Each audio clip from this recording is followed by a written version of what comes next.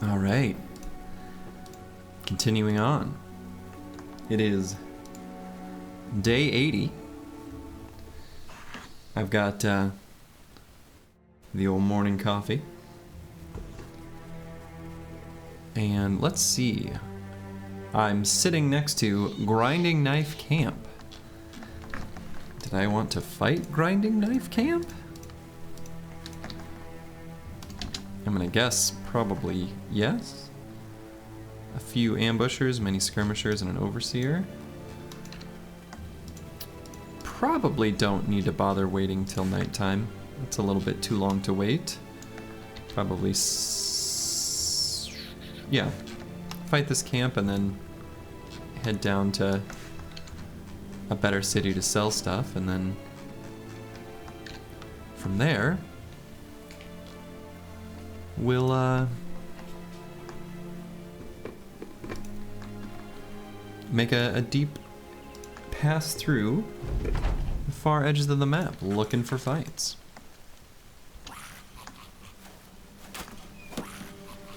While these nerds shoot me and turn me into a pincushion, I'm gonna fill my coffee.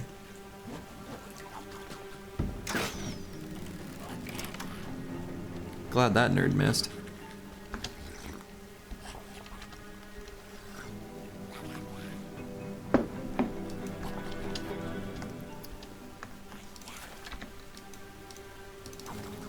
I do wish the game would remember that setting that I like to use.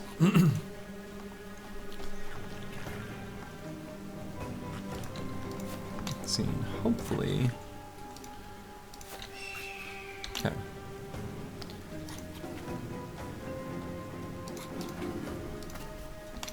Hopefully these gunners won't get shot or hit too much. Because they are faster than the goblins, which is kind of amazing. Takes quite a bit to be faster than the gobos. They've got a speed of roughly like, 140 or so. So they're pretty fast.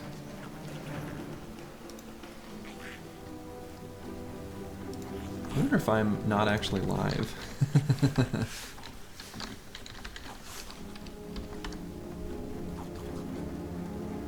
Oh no, I am. My chat just isn't loading in OBS. That's right, I can still see it from the preview screen, I guess, technically.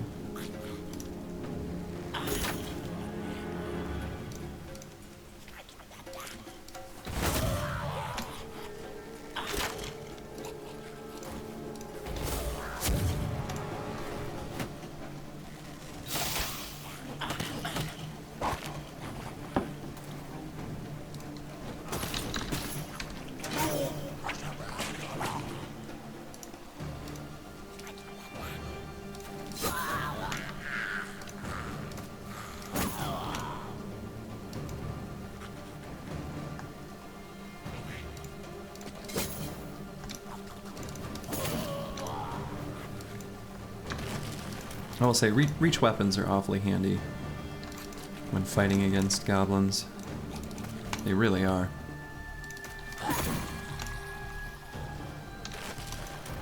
It's kind of one of those things I see some people talk about building, you know, making fatigue neutral builds where they don't take quick hands, and so they don't equip a reach weapon at all. And that to me seems a little insane.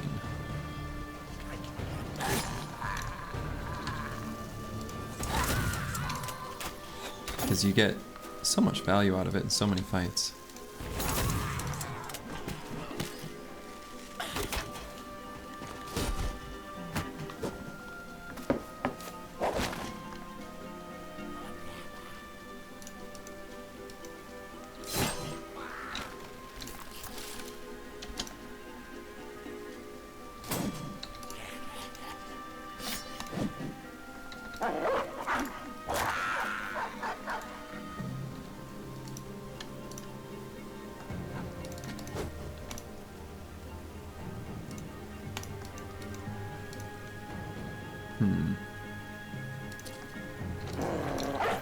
It's a little risky for me to bring that spear guy up, but I think the battle's close enough to just ending that it'll be fine.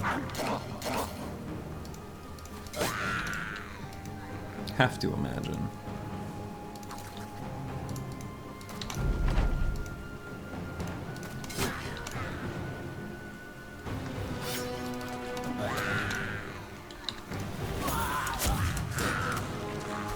Well, they did get one more attack on him.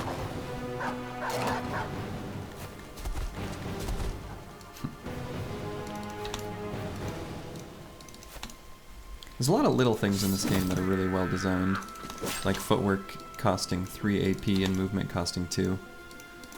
Kind of gives me vibes of the card game Dominion, where despite all the numbers being really small integers, that has remarkably good balance. You know, for the most part.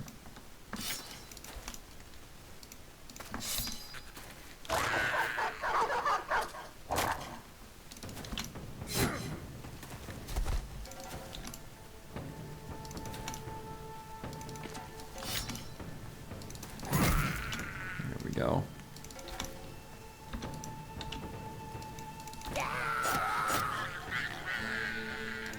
Alright, hopefully, yeah.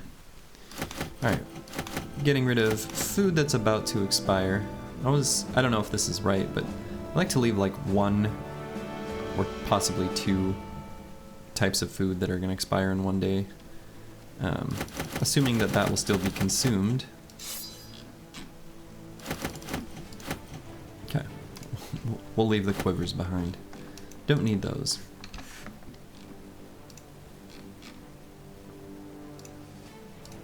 Alright, Stone 51 has leveled up. And I guess we're going to do this. We're going to give him... We're going to do it now. I'm going to give him adrenaline.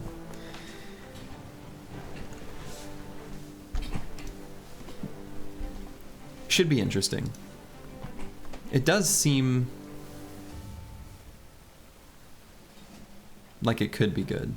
I'm going to take Sergei's word for it. And we're going to see how and where this is useful. The idea is, since he has athletic, you don't need too much extra fatigue beyond just what is minimally needed for a fatigue neutral. And you're able to get 1 turn of adrenaline right at the start of a battle, right kind of when it matters. And that's kind of, that's the whole idea. I think it'll be very useful against goblins or really quite a few things. We'll go ahead and leave those Hexen and Web next. Oh! Never mind. Say we'll leave them alone. We're still going to leave them alone. Make sure I've got actually room for the golden goose. Blink. Is it real? The tales are true! Okay. Golden goose is an item that generates a little gold each turn, but unfortunately not at a rate that is fast enough to be worth keeping. You'd rather just sell the dang thing.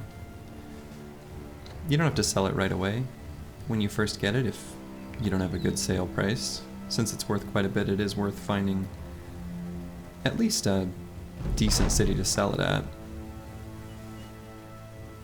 Okay, so I didn't know that the crisis was Holy War, or excuse me, Noble War, but I did suspect it based on the way I saw some troop movements. We probably will participate in that, because that's a good way of getting, it's probably the best crisis to have as far as accumulating gear. But we will participate in it. But for now, we're going to choose the ambition where we only need to get to 10,000 crowns, because probably when we reach this city and sell our stuff, we're going to already be there. Let's see what favorites.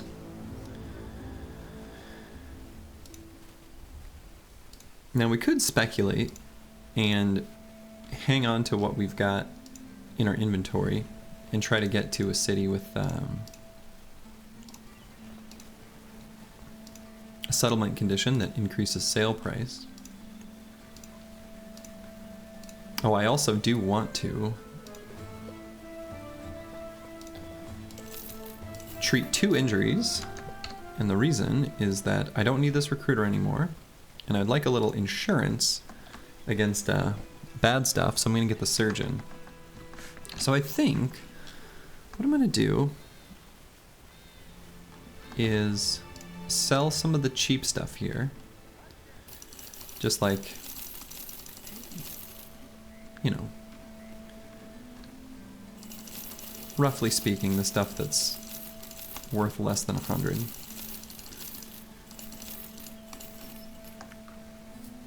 Give or take.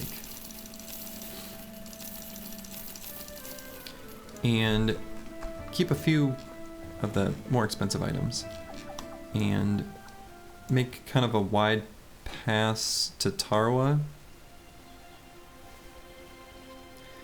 because I want to fight in the arena just a little bit more too. There's definitely some benefit to getting at least some arena buffs on your banner. Not only for just general fighting on the map, but I think especially for Monolith. It's pretty valuable.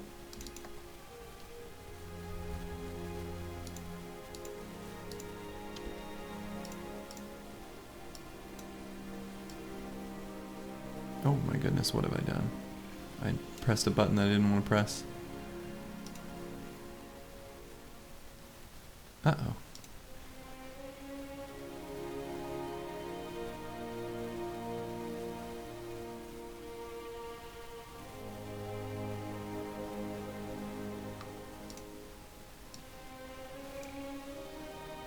Okay.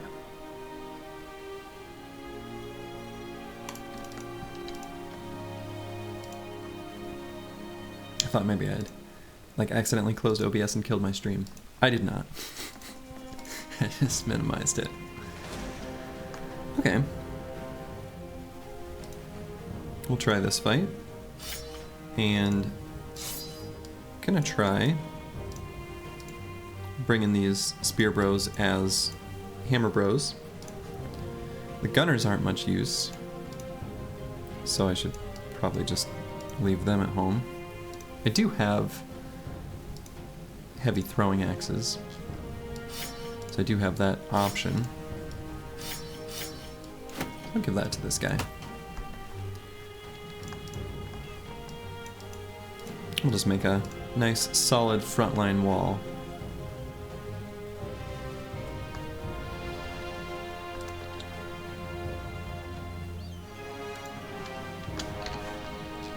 So, no necro savants. That's kind of the big potential wild card in this fight. As long as they don't have necro savants, you're pretty safe.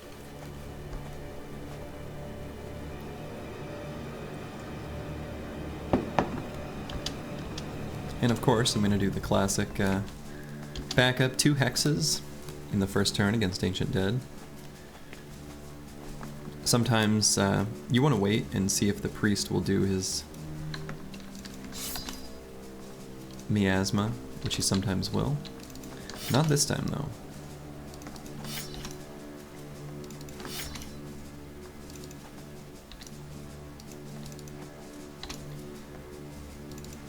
Starting out with the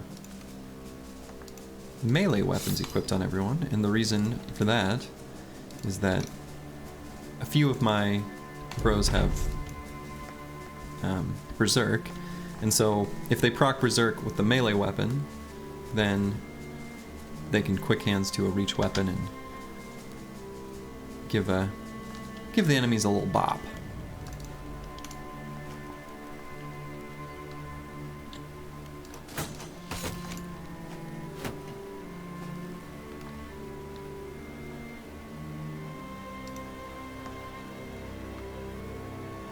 I suppose giving this guy, if I'm gonna keep, sort of thinking out loud, if I'm gonna keep him using a hammer, which maybe I will. It might be worthwhile to get him up to 30 fatigue. We'll see. That guy doesn't have duelist yet, so.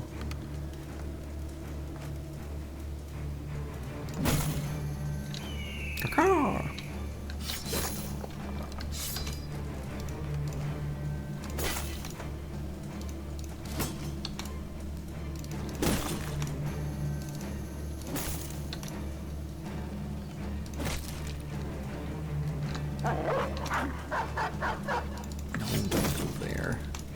Silly dog.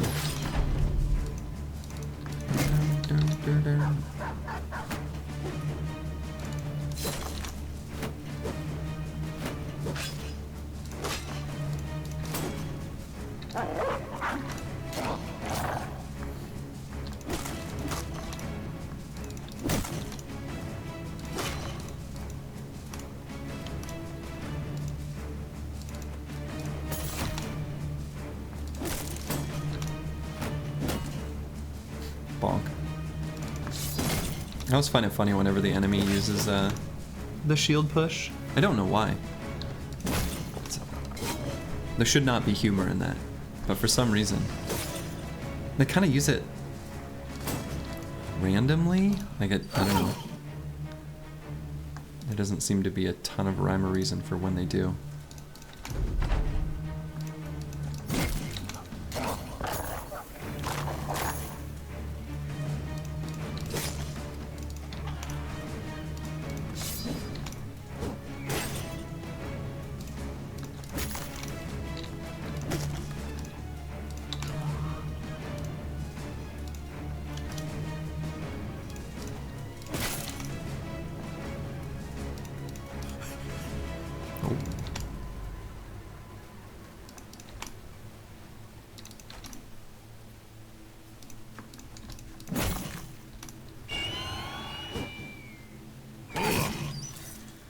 No, my dog.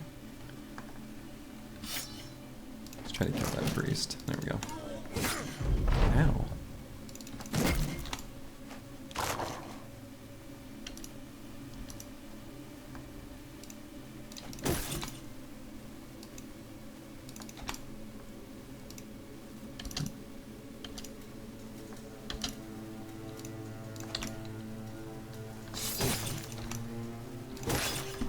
Okay. Got the old Rompia. Unfortunately, kind of a whatever weapon. But it's now my whatever weapon. Alright. Dang. So I'm not sure if I should be skipping +1s in melee skill on this guy. It's sort of tempting to do so though, because I got max roll on hit points here, and he's going to be really quite defensive, despite the fact that I'm not going to be able to slot in duelist. But I was looking at making him nimble, I think, and making him just like a real strong nimble frontliner.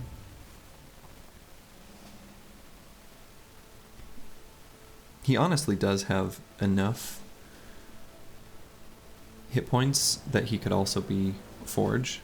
The great irony behind bro evaluation for what they can wear with high hit points is that people think that it's nimble because they're trying to think in terms of like effective hit points, when that's not how the game works.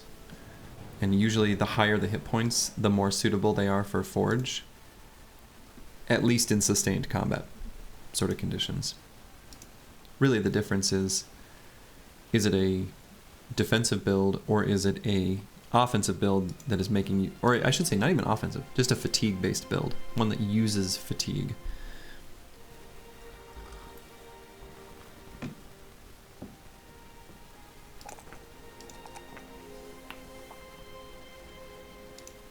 So I feel like kind of can still take, because I've got this, I might give him the other sword. And I don't think, actually what I might do just because it can sometimes be handy. Even though I'm not going to take quick hands, giving him a jagged pike I think is still worthwhile.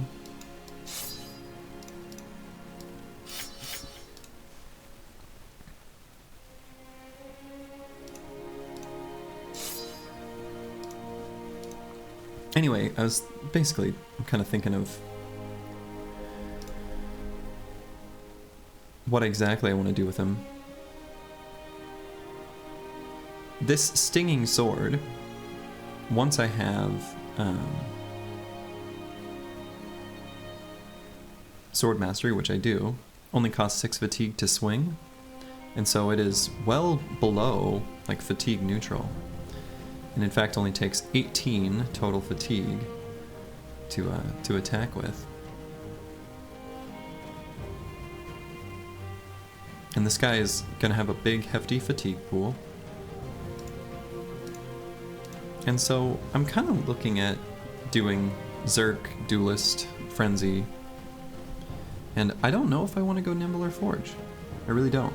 Could go either way. That's kind of specifically unlocked by this weapon.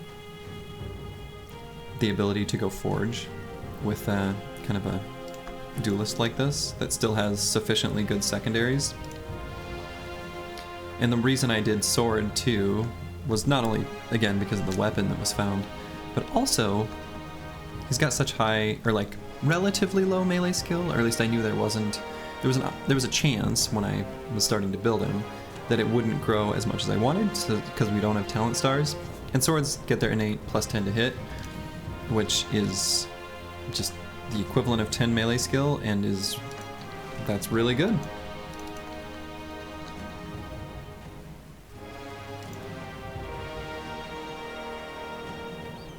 Alright, so we're gonna get to Tarwa.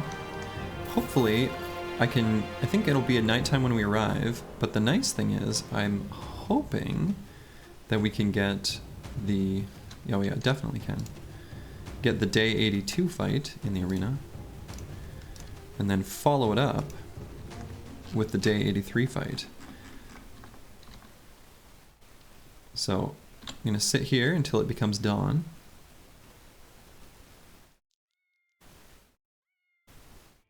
Became dawn. Still day 82, so you can sneak in a quickie in the morning. Just like this stream.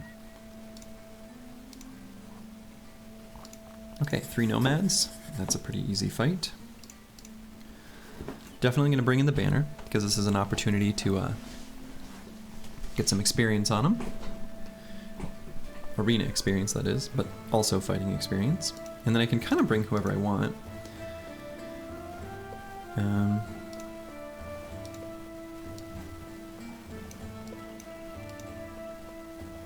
Maybe I'll bring these two. Leave the Spear Bros out of this one, because I don't really need them for this fight. But these two, with these setups, should be just fine. So we'll go ahead and... Whoa. Equip all these bros.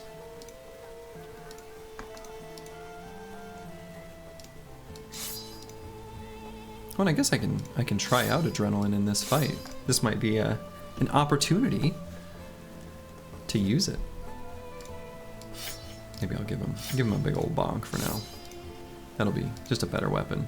No reason not to just use the better weapon since I've got it, huh?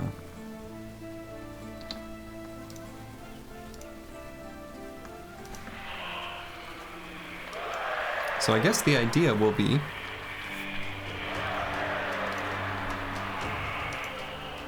he's gonna go forward, use Adrenaline, and then he'll get first dibs on attacking next turn. Boy, do I just finish this guy? I kind of want to greet it and hit someone else, but yeah. Should just lower their damage. As much as it feels efficient from a damage perspective to not hit the guy that's almost dead with like one of the highest damage weapons in the game. Resist the urge. Just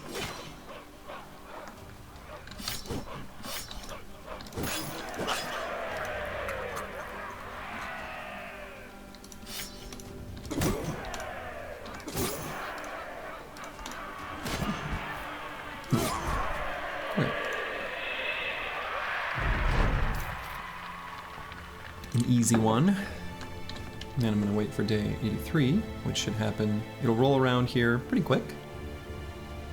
Boom, there it is. And another arena fight. 2 gladiators. Okay, we can do that. That'll require a little more sophistication. And by sophistication, I mean nets. I can probably take the same squad in, if we're being totally honest. I think that'll be good for fighting glads, just right as they are. With the exception of this guy's gonna start out with a net. And actually this might, honestly, let's not risk it. Let's just use the reinforced nets.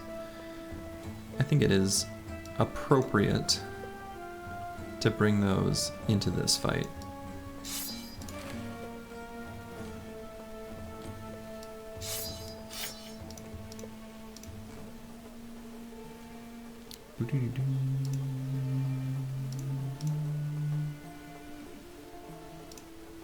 I'll keep one of them. May need it in the future. Yeah, I guess I can... Well, I'll start out with the net out. Okay. And adrenaline might be useful in this fight, actually. I see its value in arena fights, that's for sure.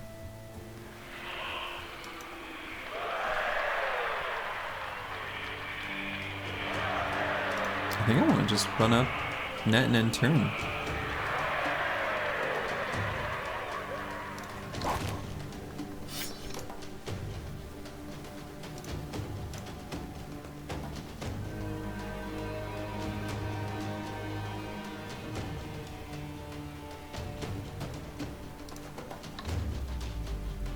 I suppose then it doesn't, once you've used adrenaline, you can wait, right?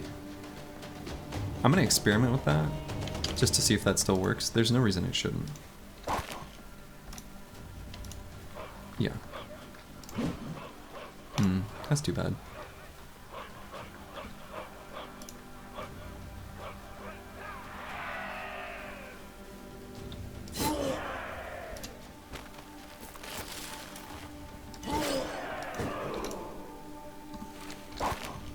Go ahead and put that guy back in the net.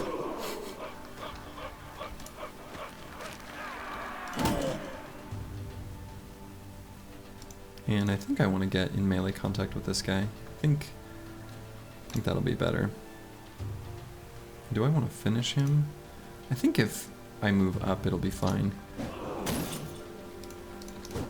Because I'll nestle this guy in, and that guy in range of 2 bros, I don't think he's gonna run successfully.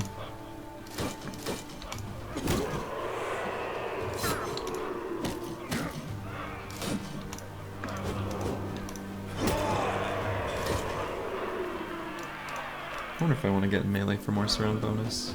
I'll wait a little bit.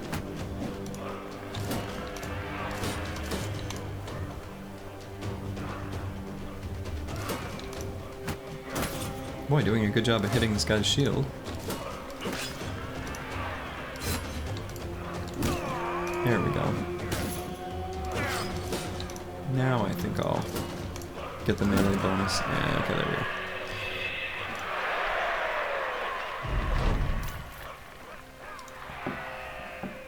Alright, so that was nice in that, I was like, where's my banner? We got the arena bonus of Arena Fighter for +5 resolve on the banner.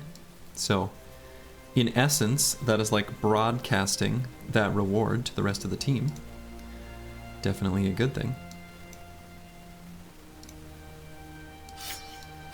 Oh, I guess I can reset up that guy. We need to get him some levels so that he's making worthwhile contributions.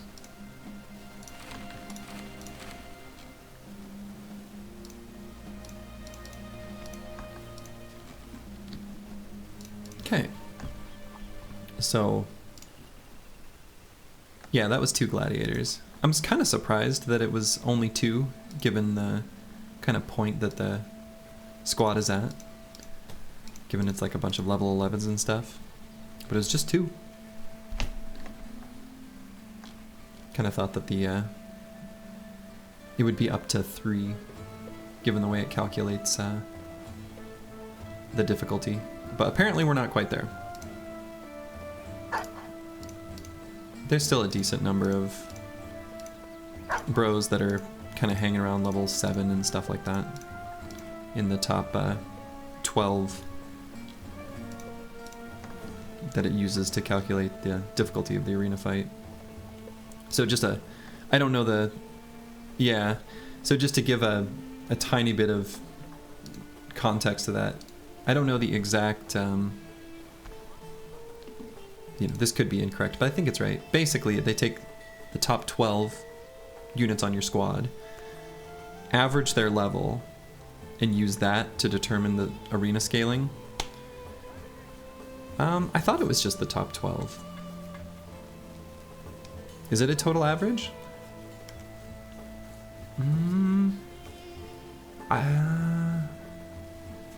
I guess it's tough because I think of the arenas, I think the context under which I've seen it is under the context of the Gladiator's origin. So it might be that I'm getting confused because Gladiators is limited to 12. I don't know. I'll have to look that one up because I just simply cannot recall for sure. Yeah, I thought that it was maybe the other way around.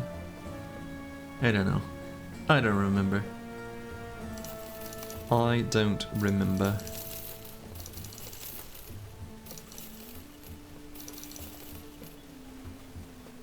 Right, yeah, because top 12 is, yeah, all your bros in Glads and Lone Wolf. Those origins are limited. Check out this bro, by the way. Look at this guy. Look at this monster. I'm going to make him a frontline forged gunner and big chunk and two-hander. I don't often get to do that build, and I love to do it when I get the chance, though. A frontline gunner is so good as far as where you can position him. This is going to be a fun build. Kind of like, by the time he's built up, it'll be largely irrelevant, but I still think it's fun. Yeah, well, I didn't know what title to give him when I saw his stat lines, because I hadn't yet decided what build I wanted to do. Because I could have also just done like a frontline thrower duelist or something like that. Yeah, he's pretty nice. He's pretty nice. All right, so I'm gonna take this contract. And I'm gonna hope, given how much money we're sitting on, that Al Anwar has maybe like a named handgun or something like that.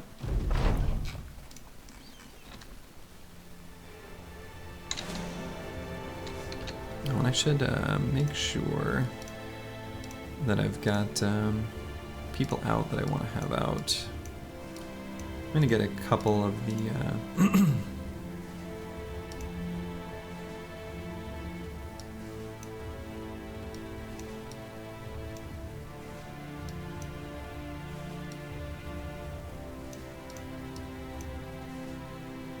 couple of the gunners out.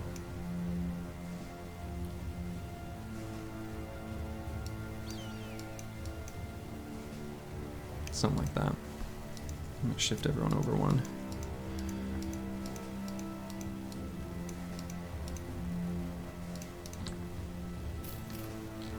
Just in case there's a fight.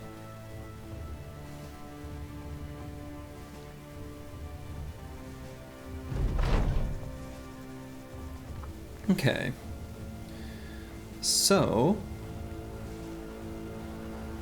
arena scaling. This is for regular arena matches and tournaments, which is a combination of player strength and the combined number of arena wins in days past, up to 50. For example, 50 wins in day 35. Okay, so it's just a sum of the two together.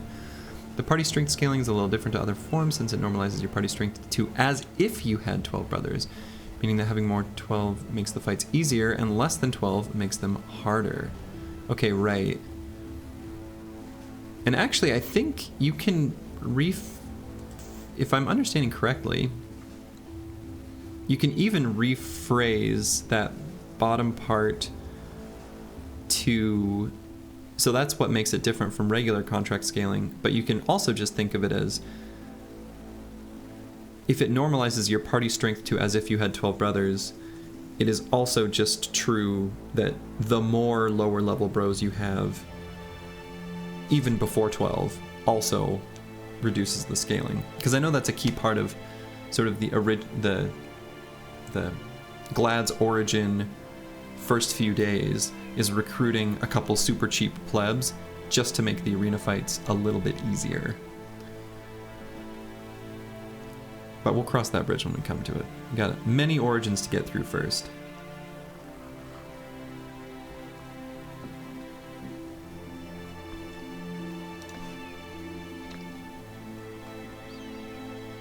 Yeah, it's basically just average level, right?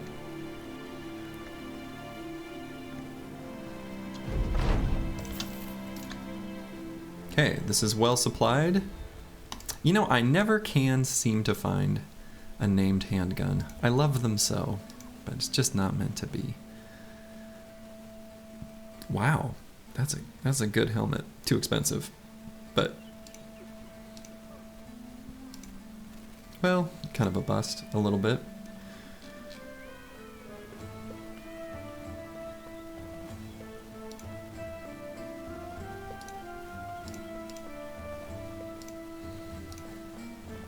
Okay, so what I'm gonna do, I am gonna buy another handgun, because I do want another handgun. Or do I? I'm never gonna bring more than 3, probably. Is that even true? No, I'm gonna buy one more.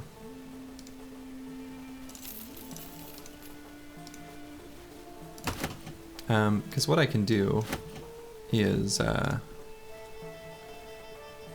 think just to make it obvious to myself, I'm going to leave that inefficiently in this guy's main hand so I can remember I have it. Once I've got quick hands...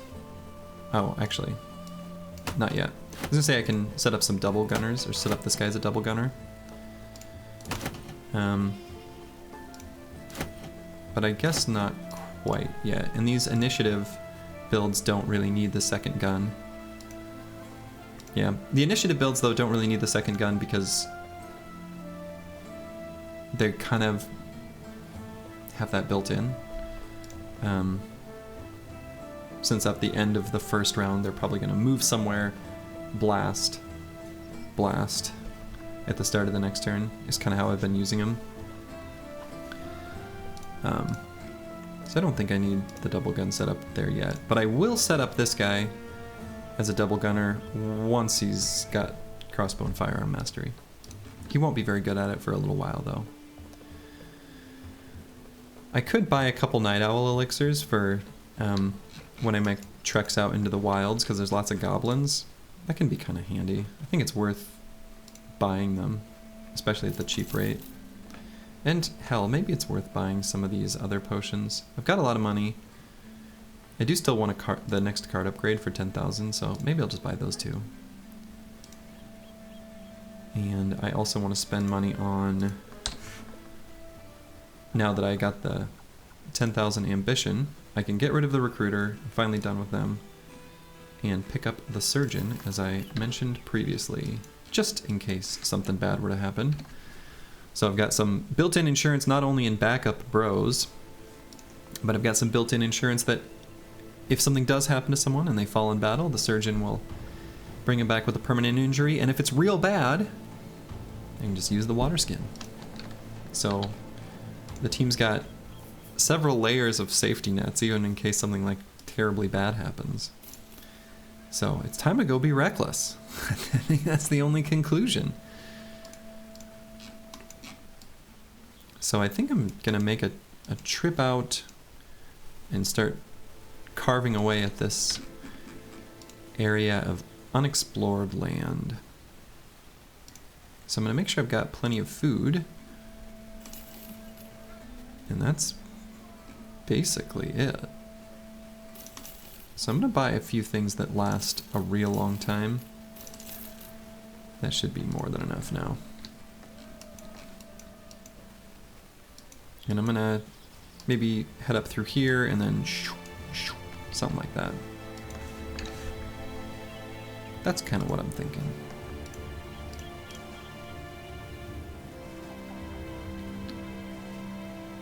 Oh, but actually... Oh, there's no... No weaponsmith here.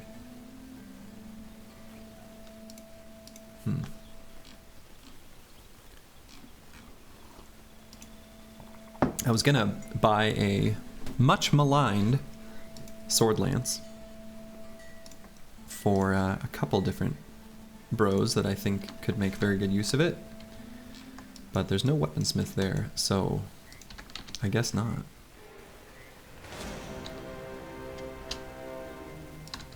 Alright, well, if they're just gonna hang out right by the side of the road, take the free opportunistic fights. If the game's just gonna hand them to me, we're gonna take them.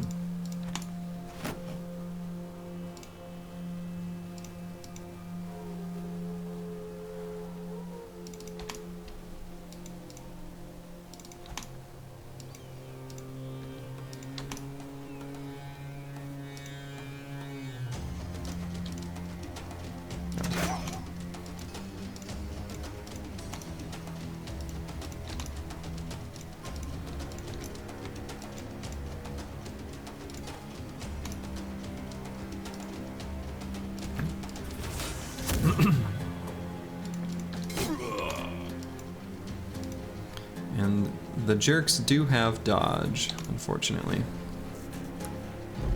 So, there will be misses.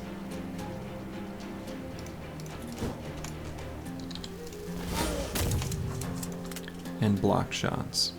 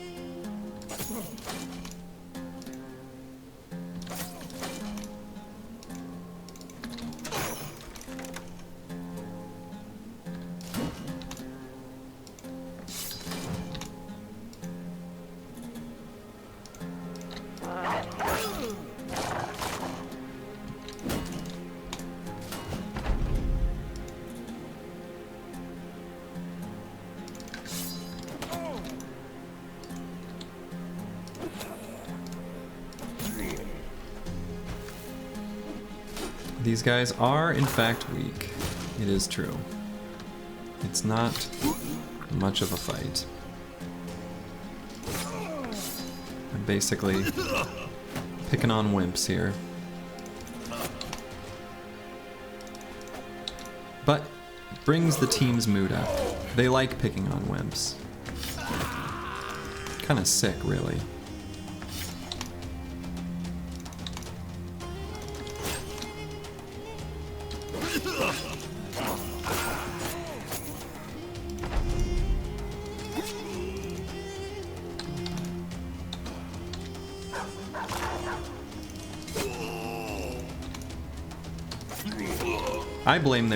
I blame their company leader who told them to engage in such a obviously unfair fight. That's who I blame, personally.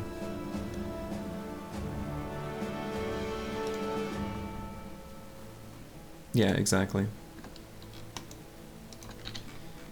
And it, you know, is essentially free because the fight is easy enough, it doesn't even cost anything in tools.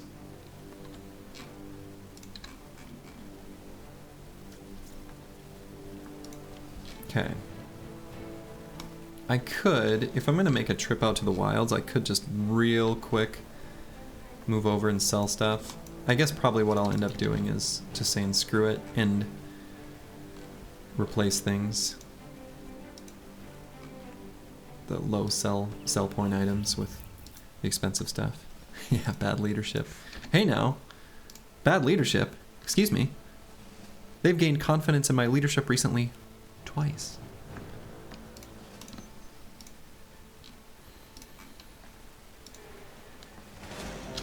Okay, and I suppose we take these fights. These rando ones. Be kind of annoying if this is Ancient Dead based on my current loadout. Okay, well. Ask and you shall receive.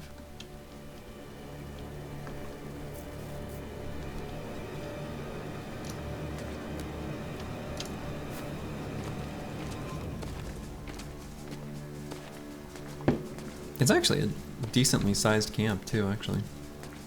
Well.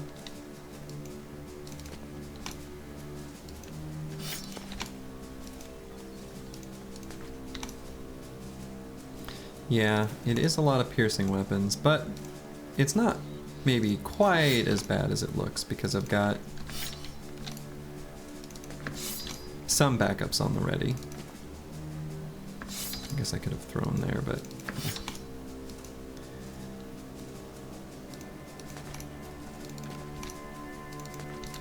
And you know, the swords, they're slashing weapons, not piercing.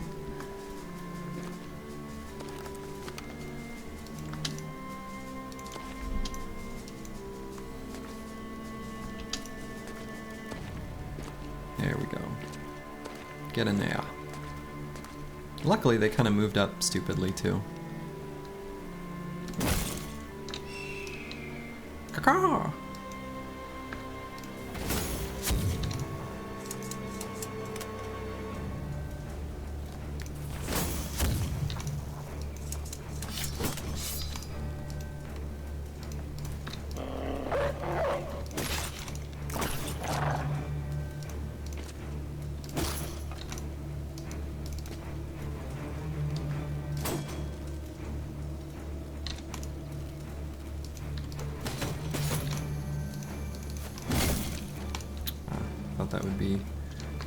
Thought that would be lethal on him.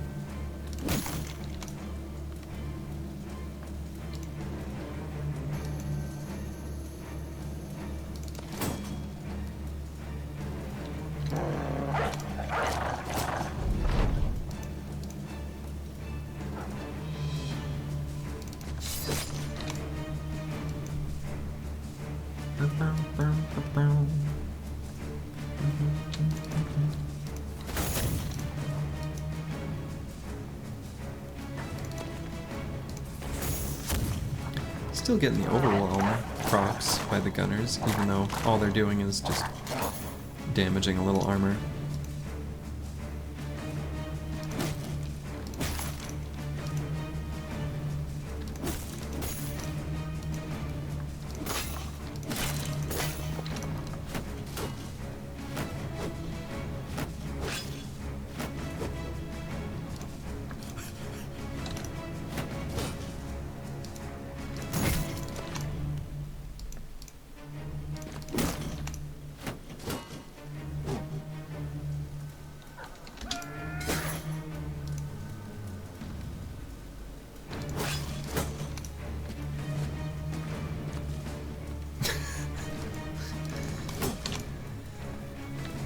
That man, in his former life, was not a warrior, but a dancer.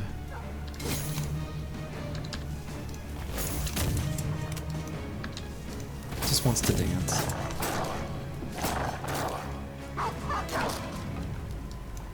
Even in death, he's compelled.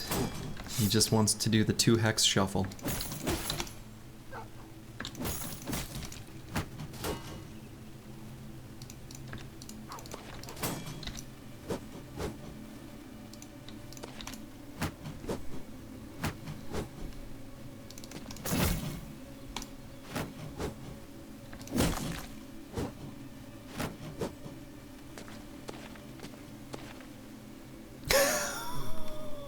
What? Why is he doing that? Why is he doing that? That's so funny.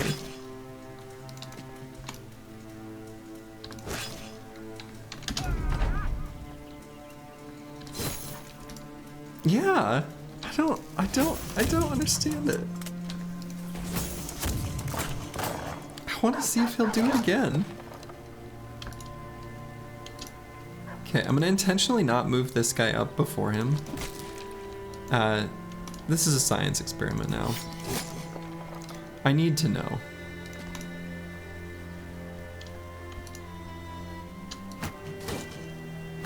Okay, I'm gonna wait here because I don't want to give him a target. I want to see what happens here.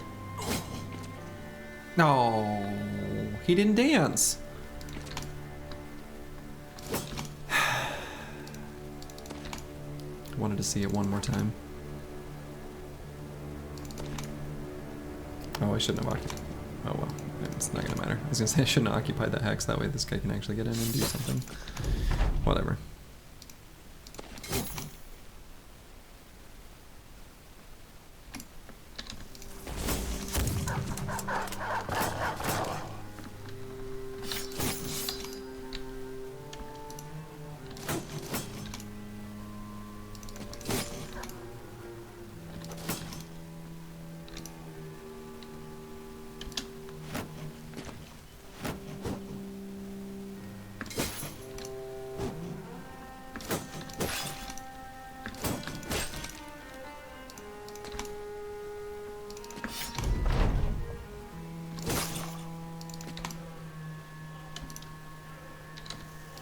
Don't hit the dog. No! Okay, I shouldn't have done that.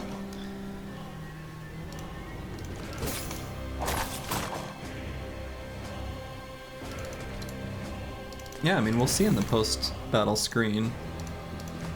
It won't be too much, I don't think. And I think even if it looks okay in the post-battle screen, in general, I think that can be misleading because Ancient Dead are so often killed by HP damage, like, before their armor is gone. So yeah. Their damage looks good on this screen. Like, this is the highest damage. I think that was the guy on top. But it wasn't as much a contribution as it looks. But I suppose, like, there are a lot of cases where a big chunk and two-hander is, like, just shy of being able to one-shot an Ancient Dead. Yeah, second? Oh, yeah, you're right. That's right. I missed that one. But yeah, I mean, there's enough times where the big chunk and two-handers are, like, just shy of one-shotting an Ancient Dead, even the Ancient Legionaries, where stripping off a little bit of armor might get you there. What? Wow. I didn't expect that. I didn't expect two named items here. Huh. A really good shield. Like, really good, actually. That's an excellent shield. Look at that durability. That's actually... That can withstand, like, 2 turns against a bunch of orcs with axes. And hey, that is a really nice Nimble Forge piece of armor. How did that roll relative to how good it could have? So the black and gold armor can get down to -16 fatigue penalty, and this is -17. So that's pretty good. And then it kind of mid-rolled its durability within its range, a little bit on the low side for what it could be, but that's still really good. And then yeah, SIPR++, basically.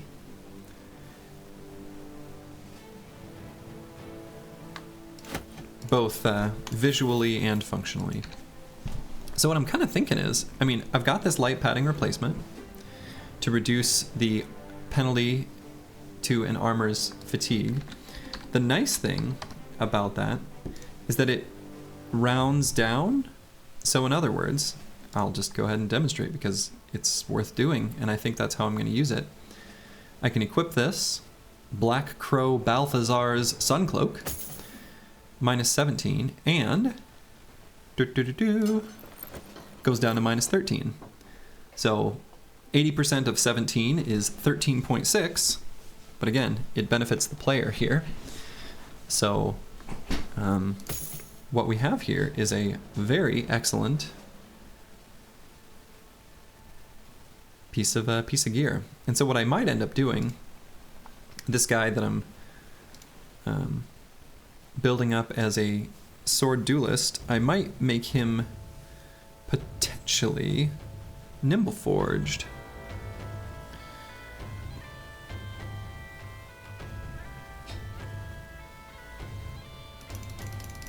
And he'll be quite good. So I would do duelist, killing frenzy, nimble, forge. Or I could just assume I'll put him in somewhat dangerous positions and do nimble, frenzy, fearsome. I know, nimble, forge, sword, duelist. Hey, you know, it definitely feels like a... If you can say, straight-faced, I'm gonna make a nimble forged sword duelist and feel like that's the right thing to do, you probably won the run. You know, your team has reached the point of no return where they're just too powerful. But hey, gotta enjoy it while we've got it, before the next time starting a new run and scrap and buy, where you're trying to optimize the amount you can get from selling your initial item to buy ground grains and stuff.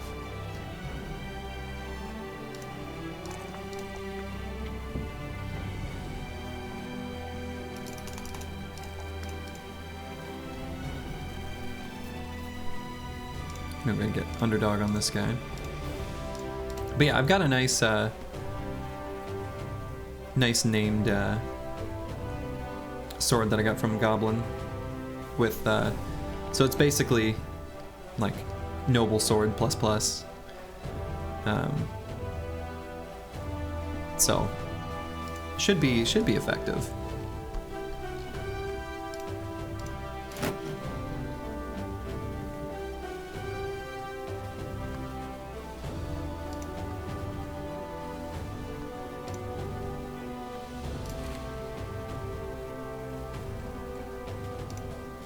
Yeah, I mean, that is one of the neat things about the, like, I don't know what phase of the game to call this, like mid-game or whatever, where you are building bros sort of dynamically based on the items that you're finding. I think that's kind of it's a neat part of the game.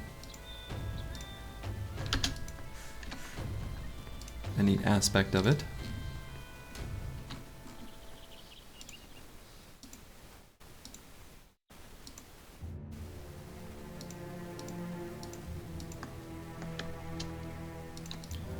Got some gobos. Oh my goodness, here they are. Should be a pretty easy gobbo fight, especially at night. I'm not gonna bother using the night owl elixirs, but we are in goblin territory.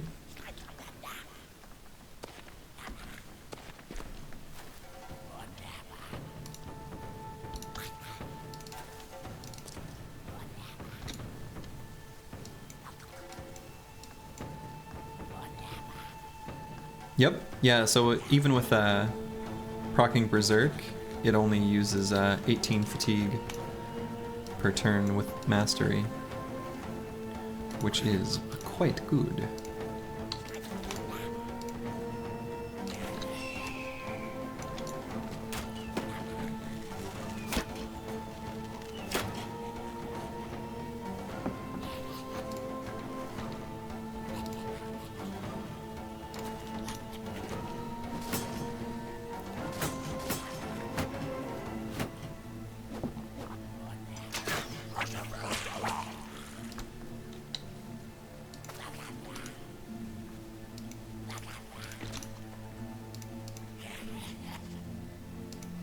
Yeah, the reduced fatigue cost for any 4 AP weapon is actually like pretty good. Oh, I should have used adrenaline. It's like the whole reason I built that spec was to experiment with that, and I'm forgetting to do it.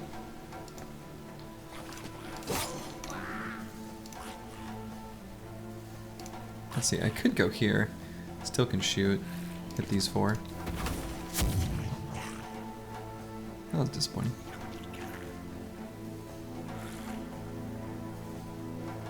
Oh, and I accidentally made it so this other guy can't get up and Boy, sort of borked that up real bad.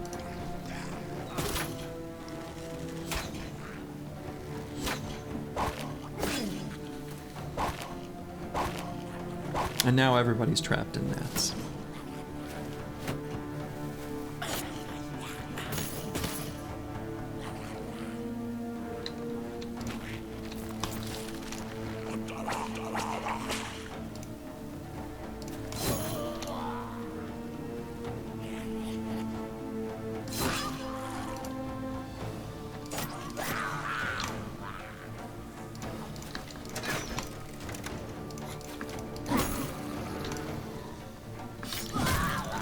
Not that I suppose it matters too much.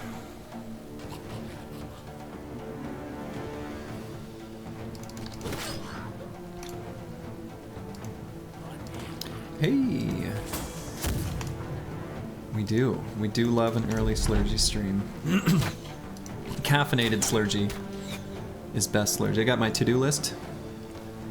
I don't know if you can even see that. Wake up, drink coffee, poop, be awesome. That's today's itinerary.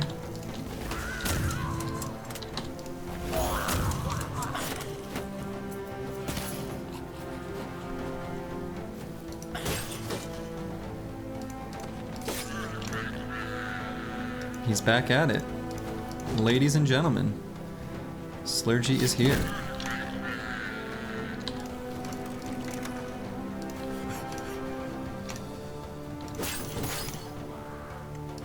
Unstoppable. The unstoppable Slurgy. Relentless.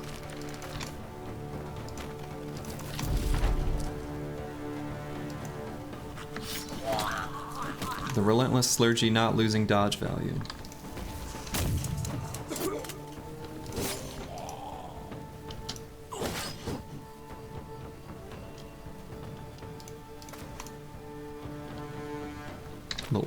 Little battle brothers humor.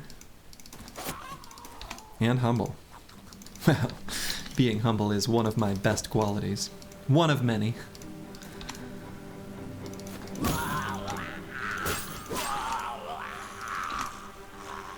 We'll let that little guy go.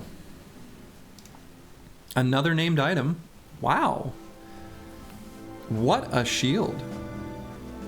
You love to see it.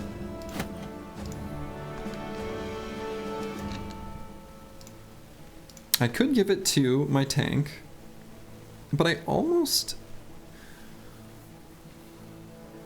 You know, I could micromanage swap stuff back and forth. Yeah, at least, yeah. I mean, when we've got these things with 95.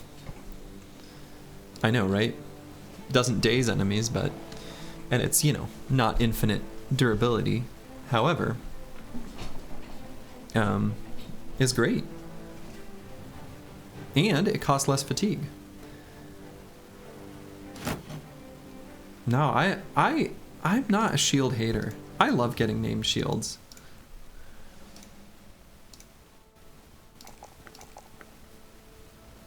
But that's because I build bros that use shields pretty regularly. So, you know. I think I'll just take hit points. Keep my life simple there. And so now I can decide, do I want to do bags and belts on this guy? I do like having a bags and belts banner. And then I'll, next time I'm in the south, just sort of give him an array of goodies. Just a smattering of goodies. You know, a smoke pot, a fire pot, a net, and then I'd replace this ancient bladed pike with like a sword lance. I think I like that. Could also just do fearsome, but I like the utility of bags and belts. I like having a little bag for all my favorite things. Isn't that its description? Yeah, unlock 2 extra bag slots to carry all of your favorite things. What just a wholesome description, you know?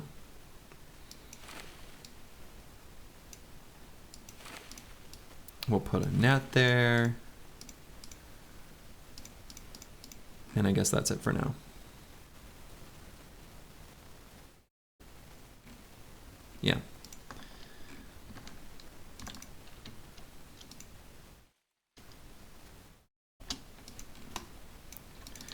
And given all the... I don't know exactly the spawn rules in this game, but given all the goblin camps nearby, I suspect Goblin City is near here.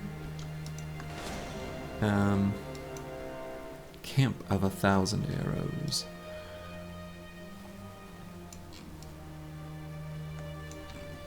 So I might go through here and try to find it. It is nice to take out Goblin City prior to Black Monolith, just for the fancy hat.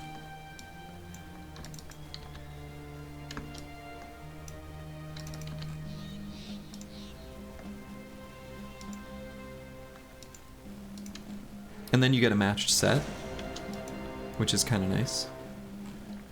We got a champion here. I don't care about the named Boondock Bow, but I do care about just an extra 750 gold, but not enough to chase him into the mountains. So, whatever. I'll let him go.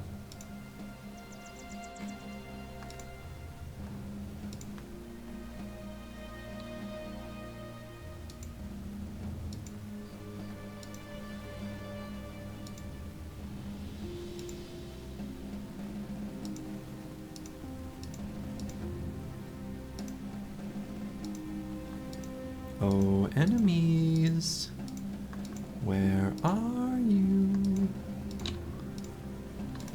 See, I left a big old Orcsia tent over here. I could go see what's there.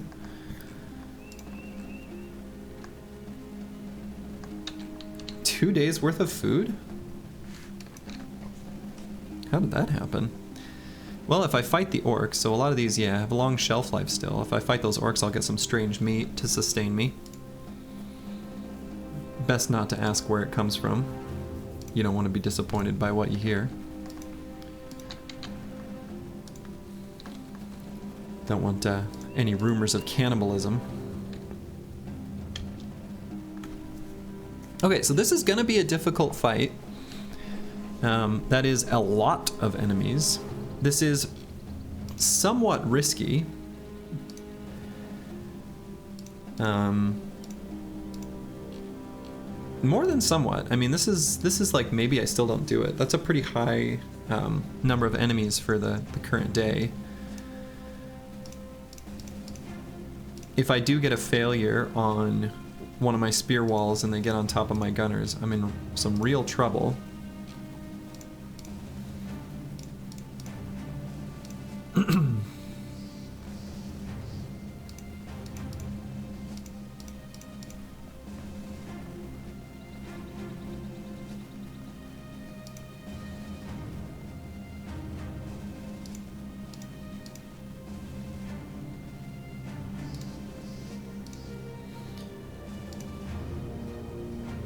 Maybe it's not as bad as I think.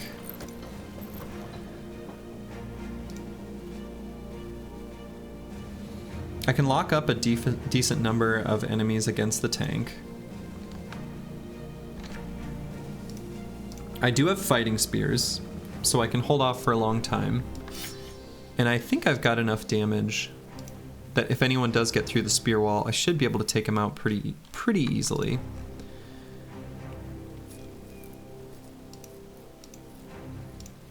Probably the most important insurance policy actually is not even to give the orc trophy to my tank, but to give the orc trophy to, let's see, I also have the goblin trophy somewhere. Someone's got that equipped. Make sure to unequip that. So I'm gonna futz around with the accessory slot, and I'm gonna take this fight.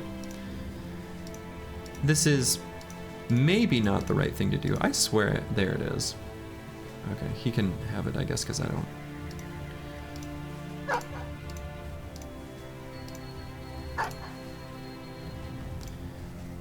So I'm gonna give the orc trophy to, if this is where I'm gonna position the gunners, I'm gonna position it there. I don't have Lone Wolf, so I'll probably be a closer inline tank, which is probably safer anyway. But I do have Indom, so I'll keep, I don't want the tank too separated or far out anyway. And do I want to consume mushrooms on anyone?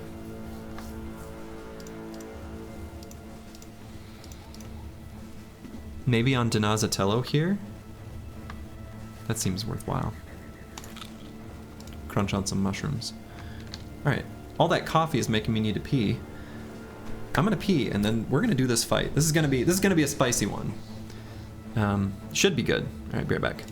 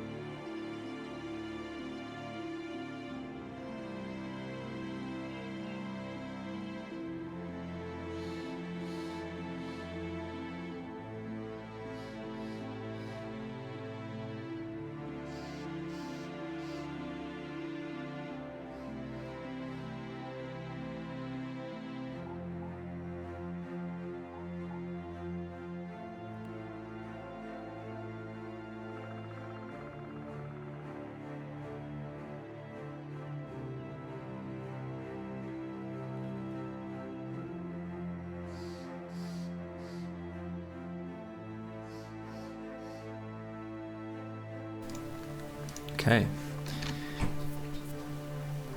So I do think, actually I was thinking about this a tiny bit. I want to make sure that my very best fatigue neutral is on the end here. And I think that is this guy. I want to make sure that they've got underdog. So they both do.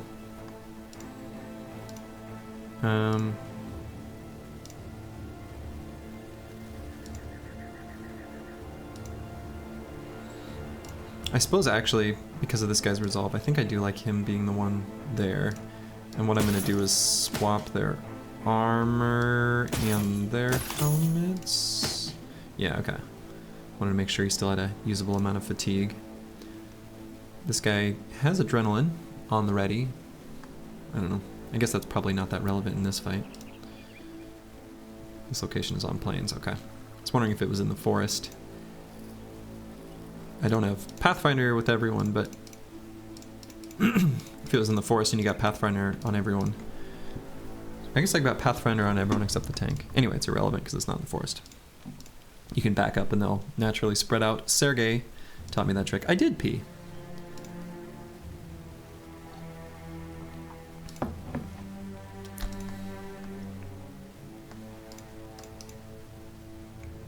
Yeah, it's important.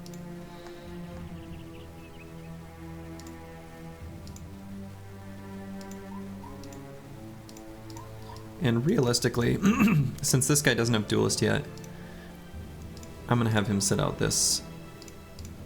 These trainees I'm gonna have sit out of this difficult fight. We need all the strength we can muster.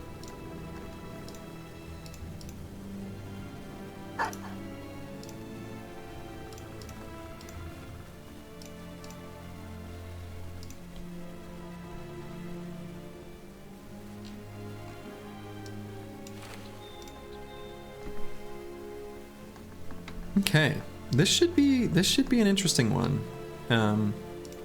It is possible that we have a bro or two fall if things go poorly.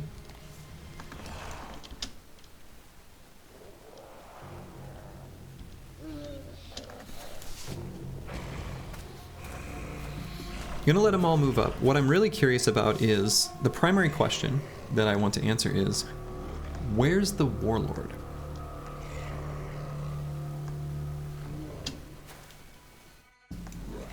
So I can fully block off the middle here, or I can leave this single hex by moving this spearman here and this spearman here. People who have watched me for a while know I like the let's leave a single hex open way of arranging my formation often. Probably the bottom side is going to be the most vulnerable based on what I'm seeing, and I'm curious where their warlord is. But I want to move this guy now. If I need to adjust his position, I can. Okay, there's the warlord. He'll probably go down based on where he is.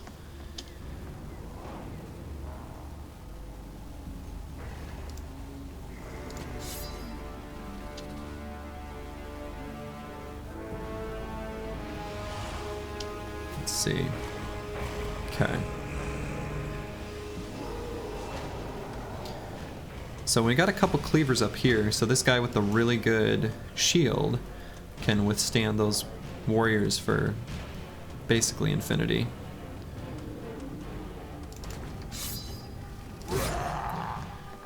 So now this guy could, I guess, make use of adrenaline and get an early attack next turn against this berserker.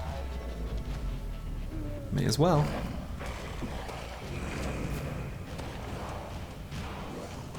And of course there's a couple axes behind him.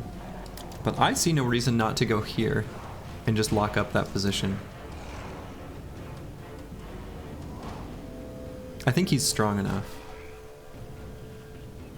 Even though we're still only level 8.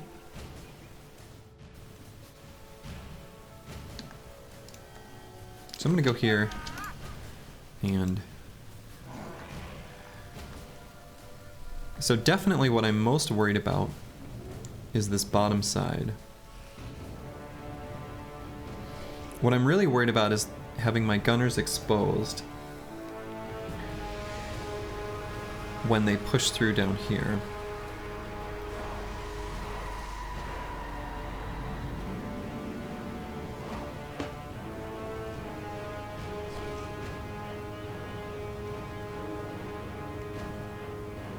Because I don't have much, like, big, beefy, crunchy, beat-em-up weapons. I really don't.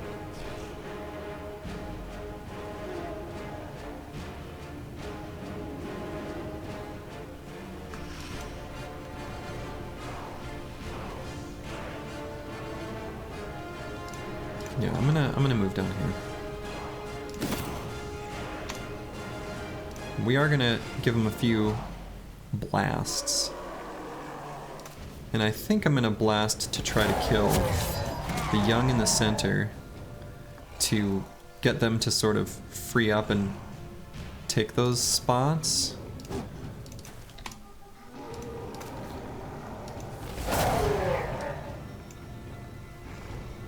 Yeah, they've got a lot of... They have a lot of cleavers. But I have a lot of nimble. So, you know, that's not good.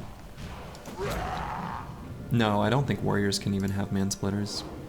Pretty sure they cannot. Where do I want to put this guy? What's the best hex? Is it here? Or is it here? I think it's here.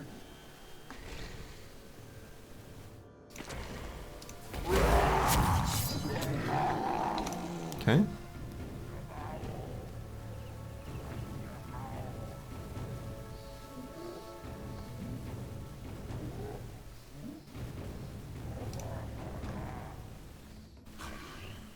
How dangerous would it be if I moved here, moved that guy up? Maybe a little, but I think it's fine. And I don't want this guy to get too far forward. He's actually really fragile to these cleavers. So I'm gonna keep him right where he is. I don't even want him to push towards him. Okay, leave those guys where they are. Bring this guy up, so this one hex where they can hit me. And I'm gonna try to just kill that berserker with the chain, because that's also represents a pretty high threat. And I don't want the warlord to bring him back into the fight. Okay. Alright, that guy should finish himself off.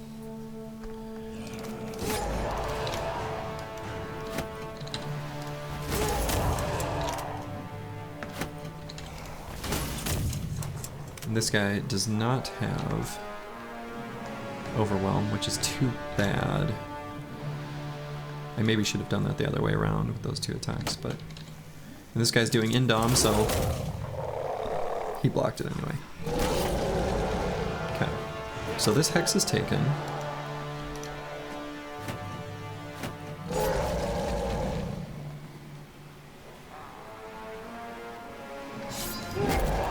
Alright, staggered that guy, which is good. He said, obviously. Okay.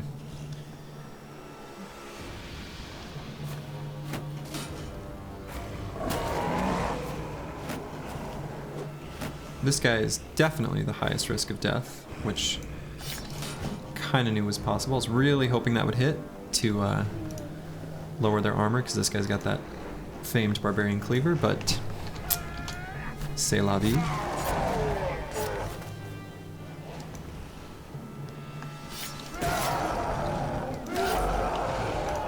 Still very good. If only I could shield push him.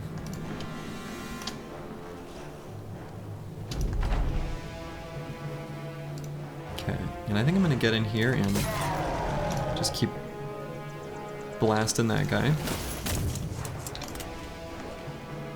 And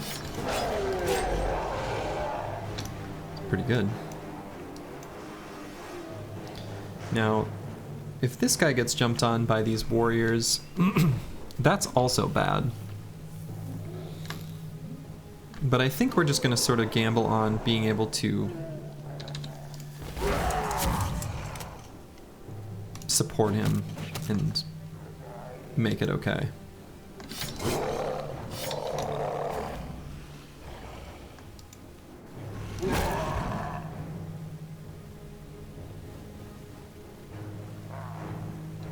I'm gonna wait and maybe get a dog out this turn.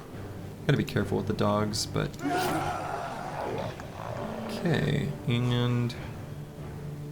I'm gonna let this guy come up to this hex. Yeah, I want him to die as soon as possible, so... That was, a good thing. Now, is this a situation where I pull out the... Sure. Let's pull out the military pick. Alright. Give that guy a bonk.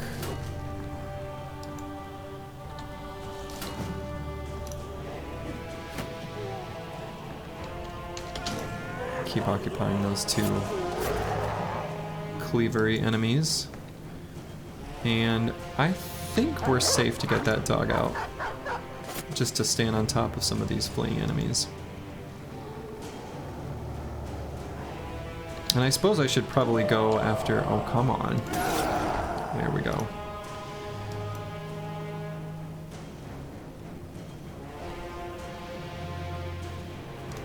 And I'm gonna go here for the surround and still occupy. Nice. Just as many enemies.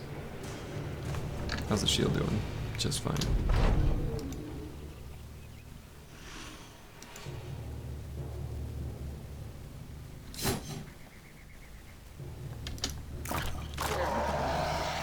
Good dog. Good boy. Let's see. Should I shoot here or just... I think I'm gonna throw a couple jabs. And this guy is very fragile. And no overwhelm. even with his guy's armor falling apart, it's not going to do too much damage, but I still think it's probably best to just hit him. No, that didn't do much. Alright, gonna get a dog down. This guy is in danger.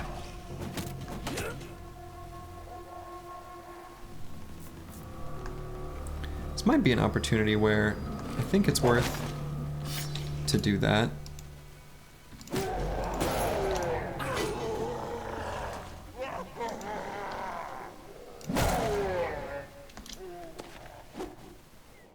Hey now.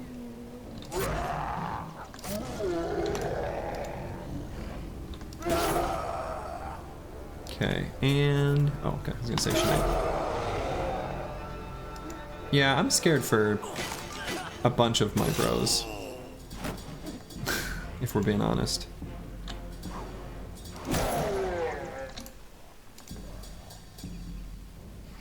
I'm gonna pull out the long axe and really focus on this guy here. Yeah. Hey, Sins.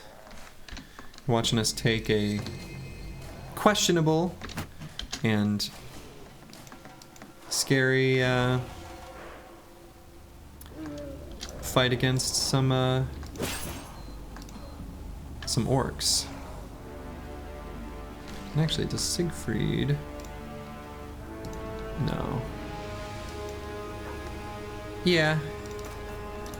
We're actually okay. This guy might die, but we've got Surgeon and we got Water Skin, so. No, I don't have dodge. I don't have dodge on him. Okay. That guy's fleeing, which is great.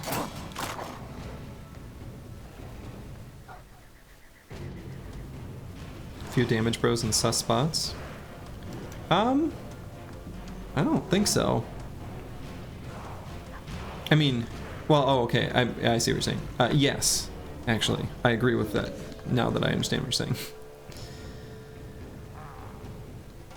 And I guess I'm gonna try to, yeah, just get the little overwhelm proc.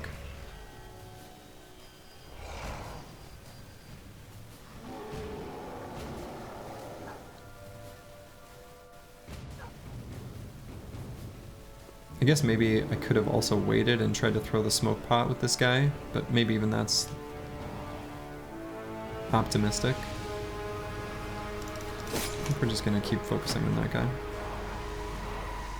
Oh yeah, Siegfried is, I would say, likely going to die.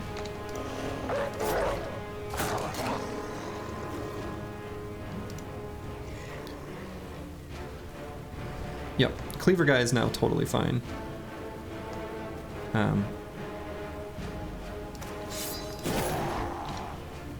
Okay.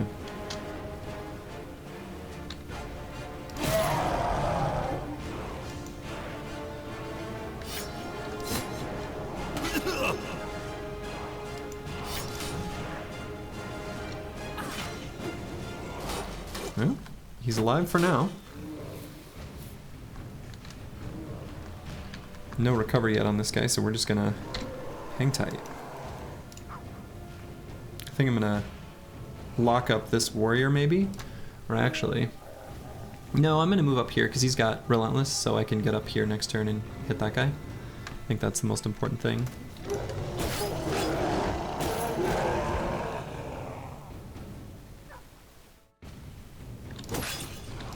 Oh, come on, finish him off at least. Don't hit him in the head twice, you nerd.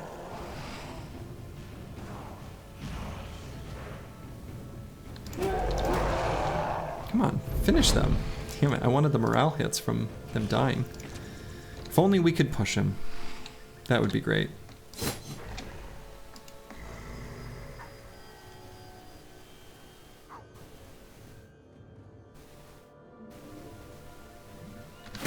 We're just gonna do this.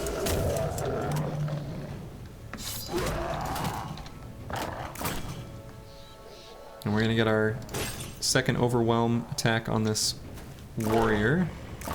and just aspirationally, ideally, hope that it'll be enough.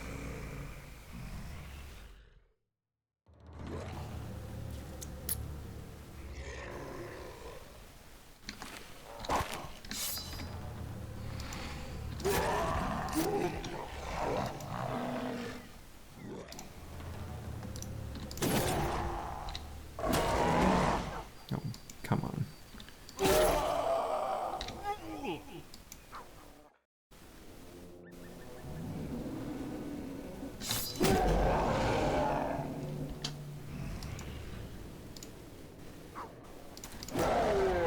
Okay. Alright. So that guy's fallen, but again, we are okay with that situationally. Because again, surgeon, water skin, we're okay. We're okay taking that fight. Caw-caw!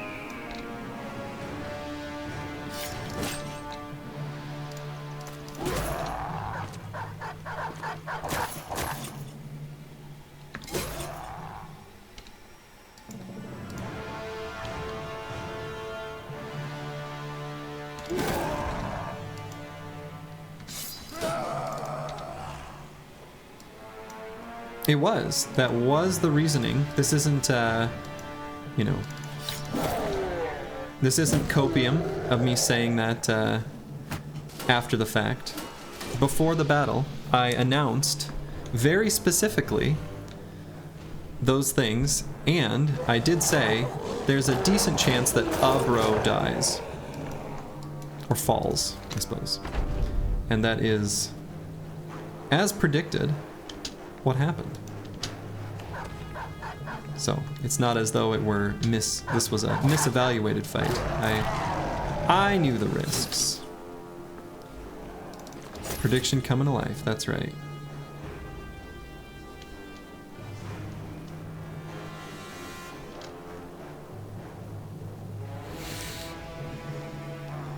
That's right. Call me Miss Cleo. Any I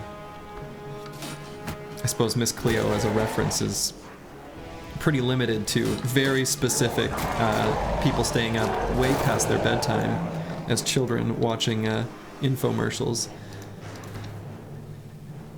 But there was a...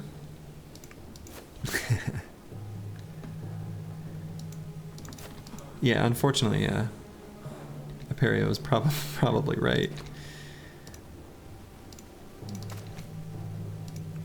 We did get some named items from a pretty easy fight, and I suspect for this one, might get nothing. Yeah, older millennial gang, like, there was a very specific window of television that if you were watching, there was a... Miss Cleo was common. Common infomercial. And she was, fortune teller? I don't know. Yeah, okay, good. Makes me seem like less of a crazy person. But it was definitely that was a moment in time.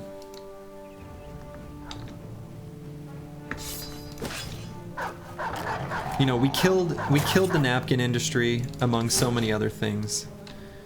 We're a despicable people, obviously. I can't believe we killed the napkin industry. I don't know what else we killed, but lots of things. She was a accent. Alright, so the gunner fell with a weakened heart, and honestly, if I take 9 lives as my next perk, I don't even know that I need to use the water skin. Can hang on to... oh yeah, killed the diamond industry. That's right. How dare you propose with a moissanite? Dial-up internet? That's right, we kill a lot of things. And as Aperio predicted, we got 2 named items from a real easy fight a little bit ago, and then we fight Sea of Tents. Very far from civilization? And we get nothing. Nothing of value. But I did say we wanted some strange meat and that we weren't going to ask what it was. Sea of Tents, Orc Sea of Tents, this far from civilization. I can't believe we didn't get a named item. I did get plenty of food. I did say, you know, I was pretty sus that we were at 2 days of food. Now we got 6. We're not going to ask what that food is from. Not going to do that. But yeah, we definitely, the millennials, we've seen some shit, you know? We definitely fell in battle and got traumatized, but we, you know, we soldier on. So, do I want to give this guy the water skin? I might just not. I might say I'm okay with him having a weakened heart. That's right. Always grill strange meat on the 4th. Yeah. It's funny because here in Minnesota, I don't know if you can quite see it, but it is raining behind me. So it's just gonna rain all day. No grilling. You don't like this build? I do. I think it's actually treated me really well this run. It's been quite good. Now, arguably, could have and should have taken 9 lives earlier. Yeah, I don't care about the lack of melee. I really don't. It's a little bit like the thrower tank in a semi-indirect way by being able to still defend yourself with a couple overwhelm procs for, you know, gaining the equivalence of 20 melee defense. I like this build. This build has done well for me. I'm okay with bros not having melee ability. It's really only relevant in orc fights. Like, that's it. That's really the only time you need them to melee, and it's only because enemies flanked around or pushed through. And if the team were more developed and I had a proper like lone wolf tank, I'd be in good shape. Yeah, okay, so Necro Savants, true. Wolf Riders, true. To a point, though there I'd more likely just want to have something defensive.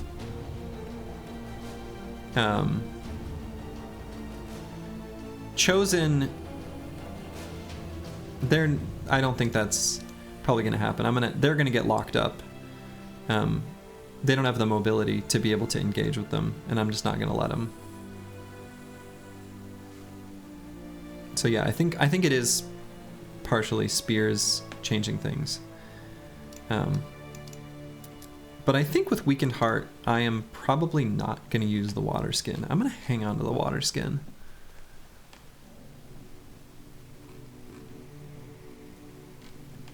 Yeah, you can sort of manipulate. I mean, you can manipulate Necro Savants. Also, these bros are faster than Necro Savants, very notably. So that's helpful. So even in the pre-net phase of the fight,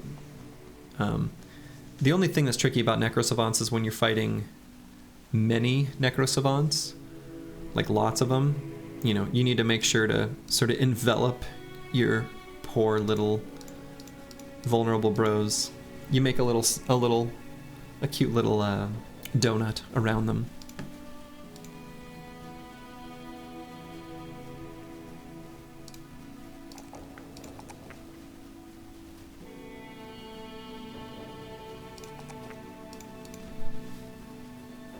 Look how fast he is. And I like fitting into the right around 132 because you can, in the fights against goblins, you can wait, and they don't have relentless, and so the goblins that are faster, that have like 140 initiative, the ambushers, or not the ambushers, whatever, the bow ones, I can't even remember what they're called. If they wait, then when you move forward, you get the jump on them, and then you can get a nice big old gun blast, still proc overwhelm on them, and hopefully get some kills. Now, regardless, I am going to take a defensive perk that you could arguably say should have been taken earlier. And on most of them, I'm going to take 9 lives. I think with this guy, I'm actually going to take Colossus, because he's got a bit more hit points. Because I did find, I think he started with 60, and I had a couple opportunistic +4 level ups. So, but definitely that one's on the borderline. These other ones, 9 lives will be better.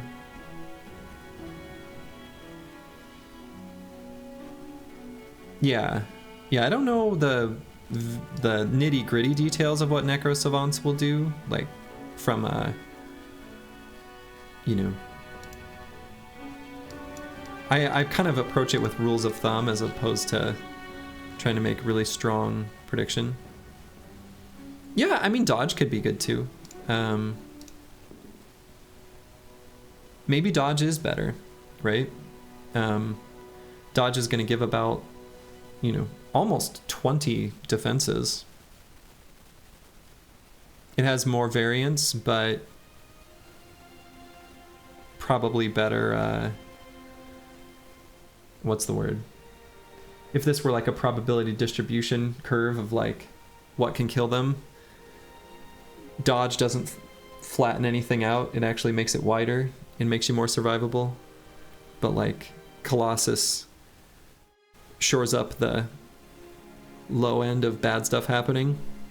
That is a very, very terrible and non-mathematical way of describing what I'm trying to describe. I need someone smart like a Perio who can properly describe that mathematically, but hand wavy, yeah, like Colossus or 9 lives shore up the worst case scenario, whereas dodge is like over the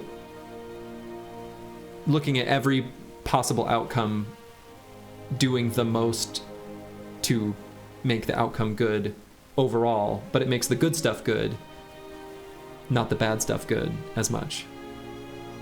That is the worst description ever, and hopefully people who have a mathematical intuition can just intuit and understand. Dodge probably better with MDF investment. You're right. Yeah, because any, you know, flat numbers you're adding on to, you know, adding percentage points together is incredibly powerful. But yeah, if there was some melee defense investment that I had made instead of some of the ones to resolve, which maybe is a better way of building it, then that makes sense to me.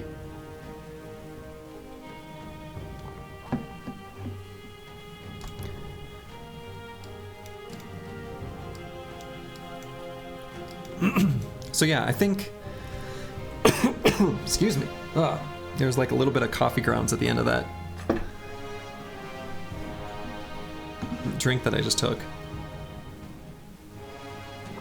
My French press let a little too much through.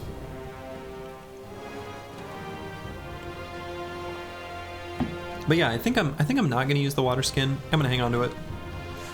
And I think it was basically only those 2 bros that really took any damage. Oh, and this guy. Never mind. Actually.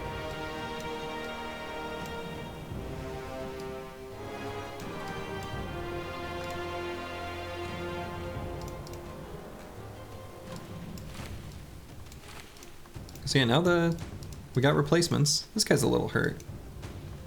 So we can still take fights. How's my boo? I'm really hoping that this guy that I'm hanging on to that I'm no longer using, I'm hoping I get the I made a little improvement to your cart event, where the caravan hand who was above level 7? Maybe it's 7? Or maybe I'm thinking of 7 because of nimble. There's some level where if you have a caravan hand above that, there's an event where they'll give you 9 additional inventory slots. Regardless, he's level 11, so he's reached it. I don't know what the specific level is. Those are tools. Okay, not bad. The tools are not bad because we don't really have... the forge bros we do have didn't take much damage, and we don't really have much forge bros. Or forge armor. Or good armors at all. At least 6, but less than 11. Yes. That sounds right.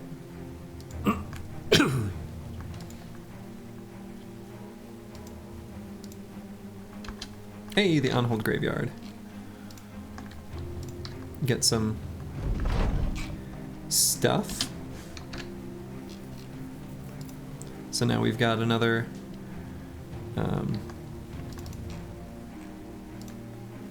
attachment that we can throw on to not take some damage. I think the other way, you know, thinking about this build a little more, reflecting as I'm clicking around the map, is what I could have done too is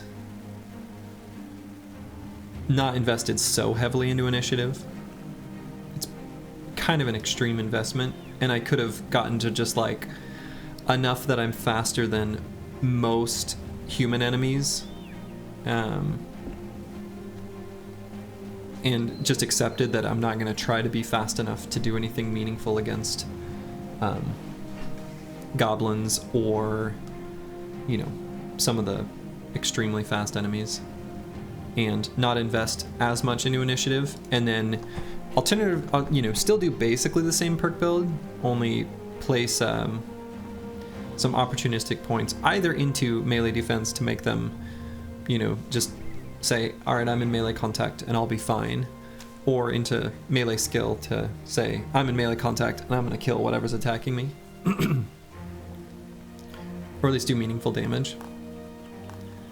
It would also be nice if I just had stronger bros. Like, these weren't very good bros. And if I was able to not feel obligated to take fast adaptation, right? Because this guy still only has 84 range skill at level 11. That's honestly not that good. I've got good bro quality overall, but definitely have some stinkers.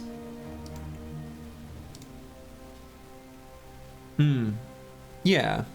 So, like, if the other way of doing it, yeah, so you save the init in fatigue, and also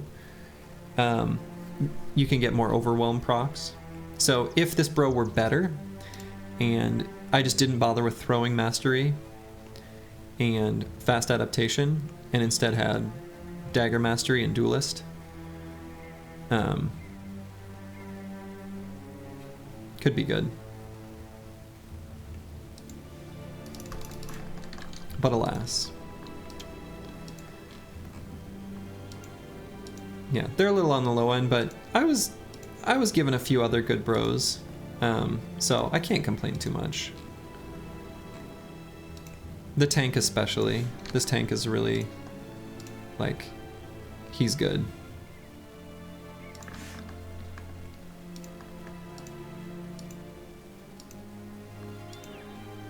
Usually the stuff they melee is pretty armor stripped. I mean, is that even true though? Because, I mean, so some of the enemies you mentioned, yes.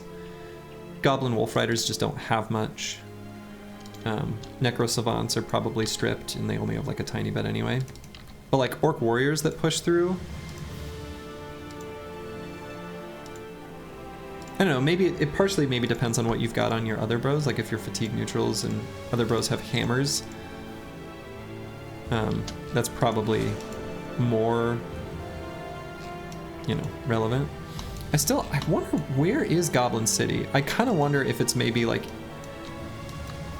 I really want to find it, because I think I'd like to take Goblin City before, I might come back and fight that when it's nighttime. I want to find Goblin City and fight it before...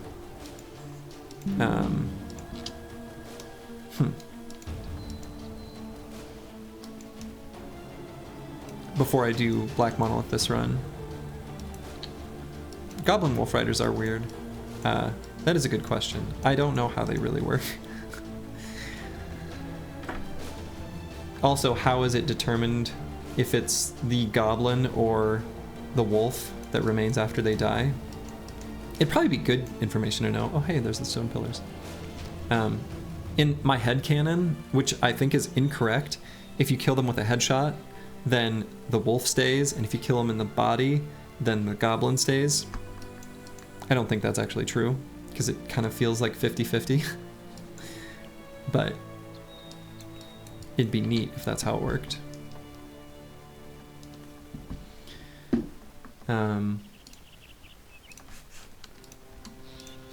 So, where is Goblin City? A little disappointed that I don't know where it is. I say, make sure I didn't accidentally find it earlier. I don't know. All the goblins, you know, there were tons of goblin camps down here. I don't know. Weird. And I suppose on my trek back to civilization, which I should make, given lack of food and stuff, to do this ambition and the noble wars going on, I may as well get up there and start fighting this noble house a little bit. That might be my next course of action. So maybe I'll head back just straight up to this kind of central north part of the map. In that bit of fog, like right here. Yeah, that does seem, or like right here. Maybe that's too close to Kabira to possibly spawn there. Could be like here. Or yeah, like right here or something. No, that might be too close to this. Probably right in here maybe. I don't know.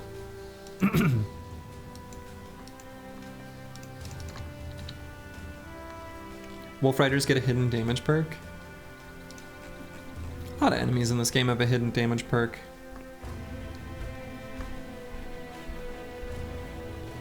Sneaky little minxes.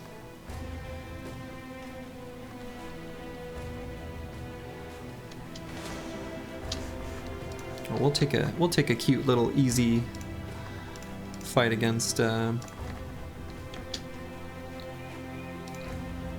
orcs on the way. You know, we fought this giant orc sea of tents. No named items. This fight against 5 berserkers or 5 orcs could drop a named item. I wouldn't be surprised.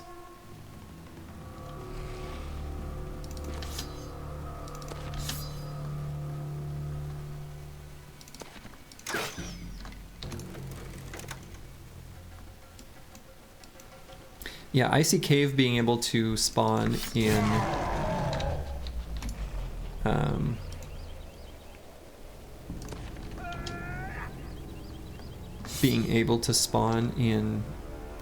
forest really sucks. That has gotten me more than once.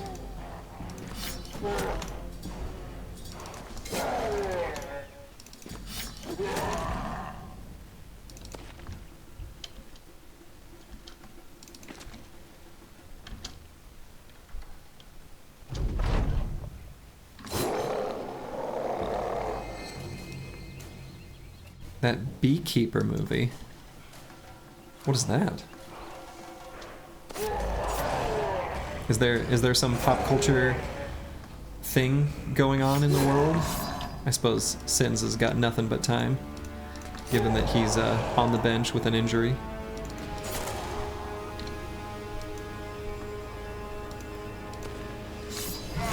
I'm very bad at knowing, like, things that are going on in the world that are popular pieces of media. It's an A-budget Hollywood movie. Super elite spies that are Beekeepers. That sounds stupid.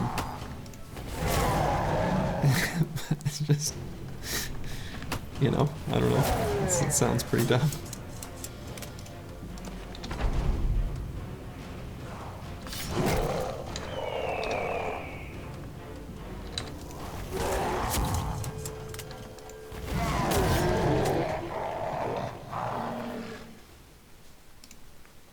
Okay, at least the game didn't taunt us or make us feel bad by giving us a named item from that free fight. What's the name of that movie? Or is it actually called Beekeeper? I mean, at least I'll give it this. That at least sounds like, you know, original IP instead of like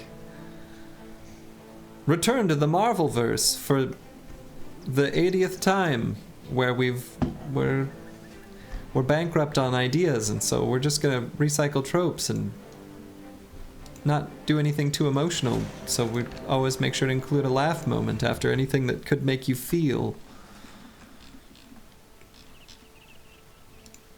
I know, it would be awful to get a free named item. I'll see if this one gives us a named item.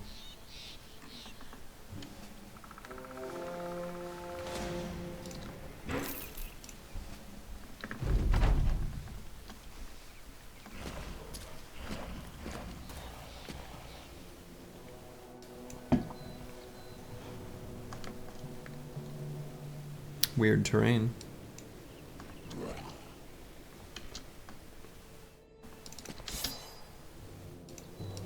Well, yeah, I mean, they're just responding to what seems to be effective in the market. It is true.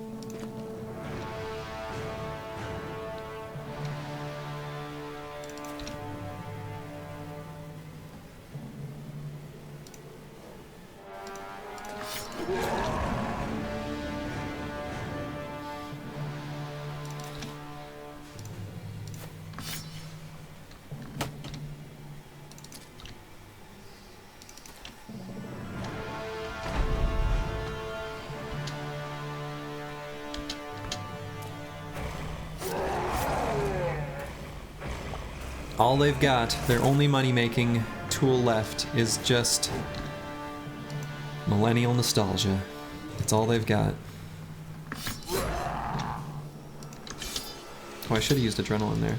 I'm so used to not having it.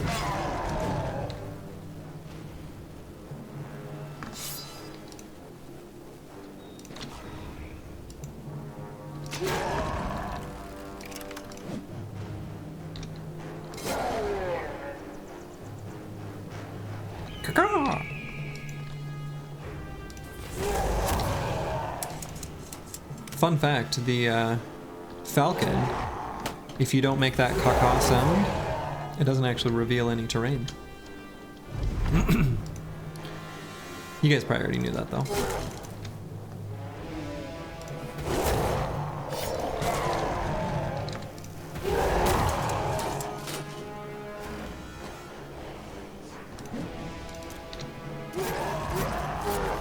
Good, at least, there's at least one person who appreciates the humor, you know?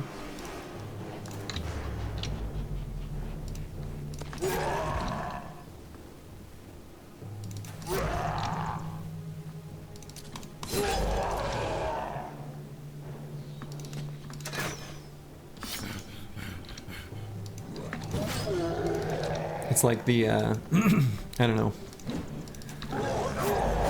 dad telling a really bad joke at the dinner table,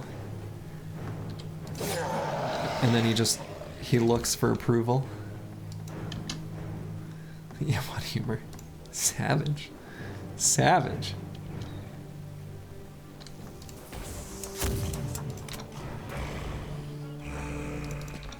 That was a brave move, Mr. Orc Berserker. Didn't work out for him.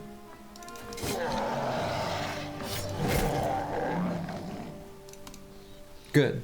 The game not gonna tempt us or taunt us with named items. Very kind of it. No named items for you. Alright, we're gonna give this guy crossbow and firearm mastery. And we're gonna keep leveling him up as follows. And make him this weird thing I got cooking up. And I'm gonna wait to rearrange his inventory till or his equipment till I have inventory space. Still take the opportunity to this is the famed frontline gunner neutral. Exactly. One of my favorite builds that exists. If you can say that it exists, because by the time you've fully built it and you've got a candidate worthy of it and you've built it up, it's probably no longer super relevant to your run, but I'm building it and I love it. But yeah, it's basically, it's kind of just a fatigue neutral that you give a gun to, and you take one of the defensive perks away and you get crossbow and fire mastery. That's it. But having a gunner on the front line, or like being able to position them such that you're like, yeah, if enemies engage them in melee, that's totally fine, is like legit a good build. You only have to actually use the gun like twice in a fight to really get like a lot of value out of it. That is my favorite type of hybrid.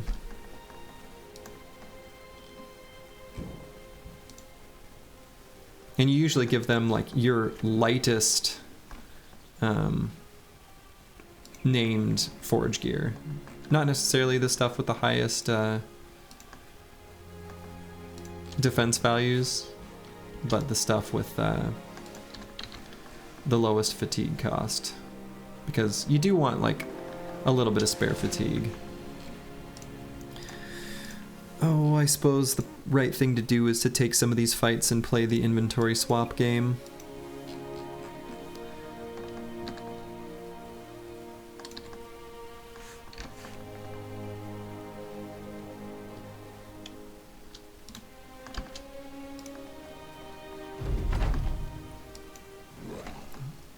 I hear orcs.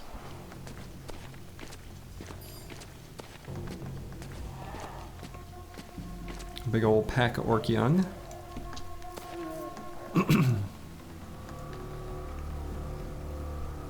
Yeah, I mean the run is, we got off to a fairly blessed start. So yeah, I think it pretty much is won. I think that is fair to say. So we're kind of just on you know, engaging cruise control, just like, what's that guy doing? Just kind of enjoying ourselves, you know? I'll save all the sweaty try-hard type spirit for the next run start. Here I'm just here to enjoy myself, you know?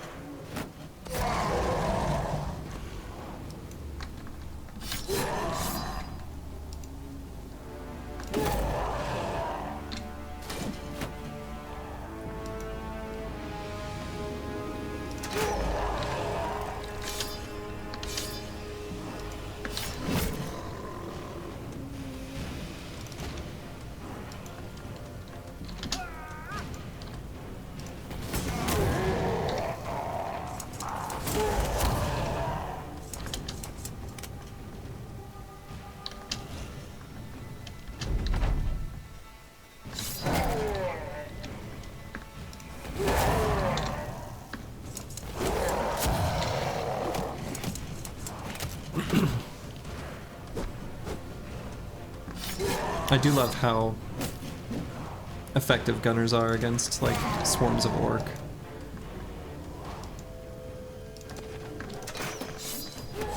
Should have shot that guy.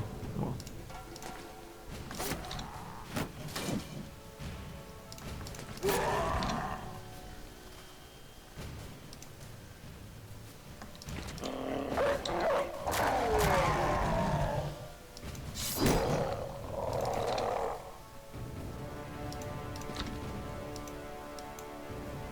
Yeah, I also really like gunners.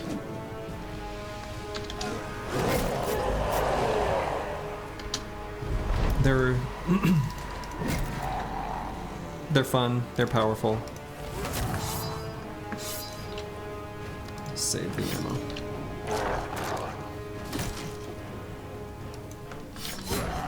Don't you attack my shield? I like that shield.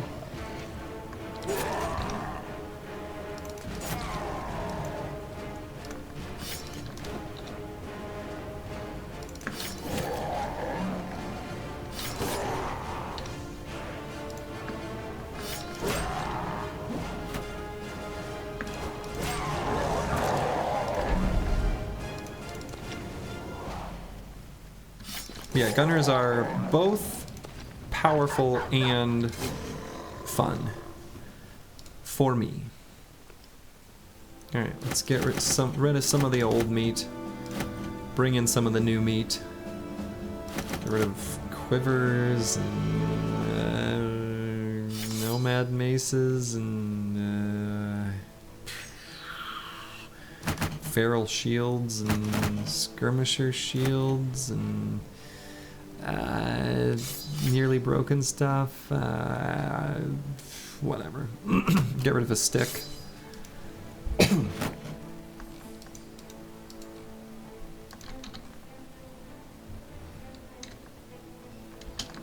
see, and I should at least look at what this is. It's a pretty easy fight.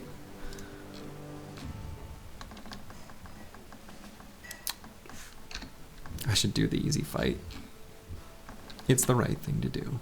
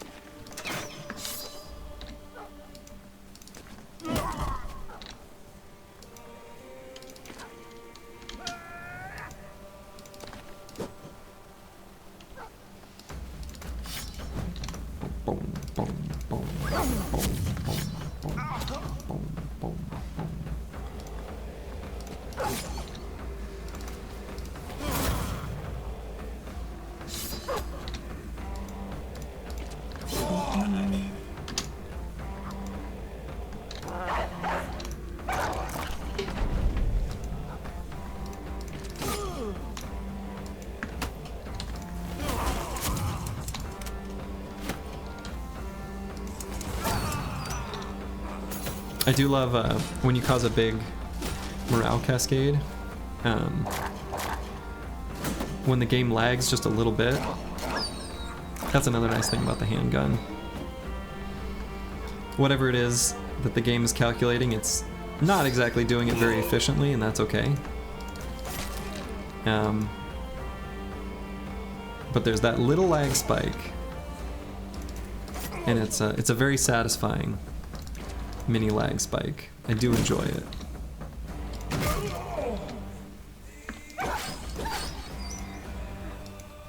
See, how's the shield? Okay.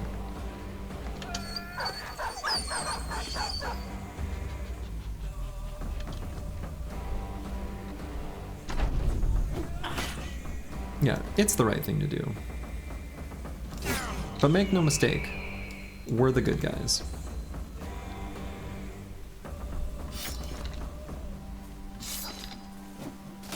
We're gonna let the dogs go though. I mean, I don't want to, you know, I'm not a monster.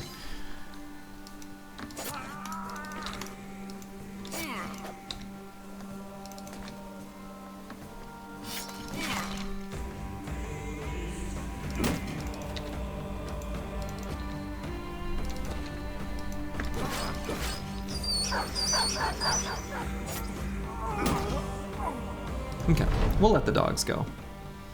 They're gonna get away anyway. Okay. Food that's gonna go bad, little stacks of food. These things, this thing, this thing. What else is really cheap? These.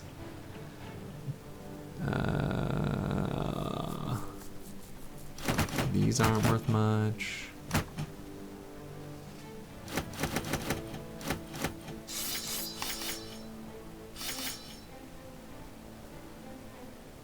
Okay, at this point it kind of doesn't matter. These things aren't, none of that's worth very much. Crowns. Even though my inclination is always just to say gold. If there is a unit of currency in a game and it is colored yellow, is gold. I don't care what they call it. Crowns, whatever. Is gold.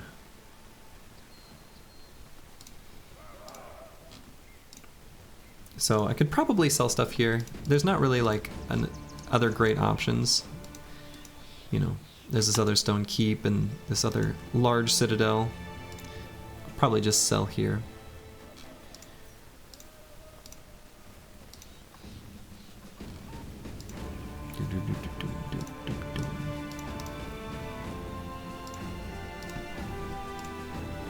Okay, so sell. And hopefully from here can get the card upgrade, should be able to afford it and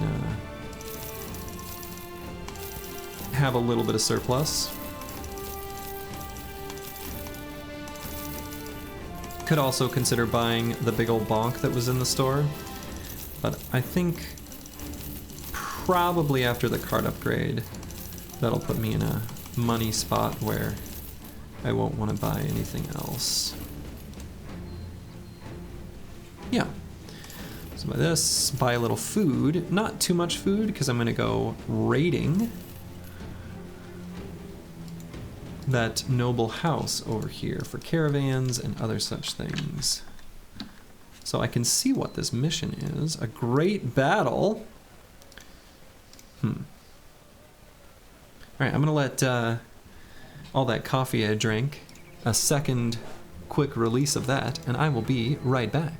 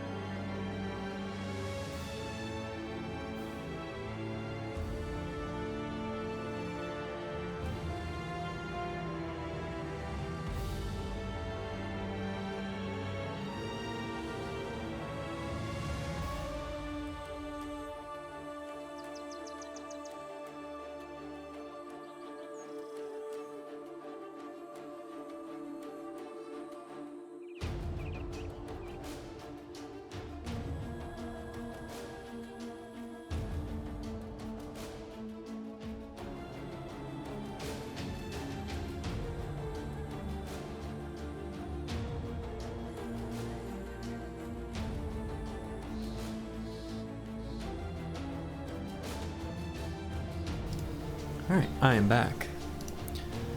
Oh, a question I looks like I missed. What do you think if there's a game like Battle Brothers with 2.5D/2D HD style like Octopath Traveler? I mean, I love that graphics style. I think aesthetically, that's one of my favorites, but aesthetics is not, that's not the primary driver for why I like this game so much. So, for me, gameplay trumps all other aspects, and, you know, I need the gameplay to be really good, and I'm real picky. I tend to find games that I know I really like and that I can sort of iteratively learn and improve on, and sort of go hard on those.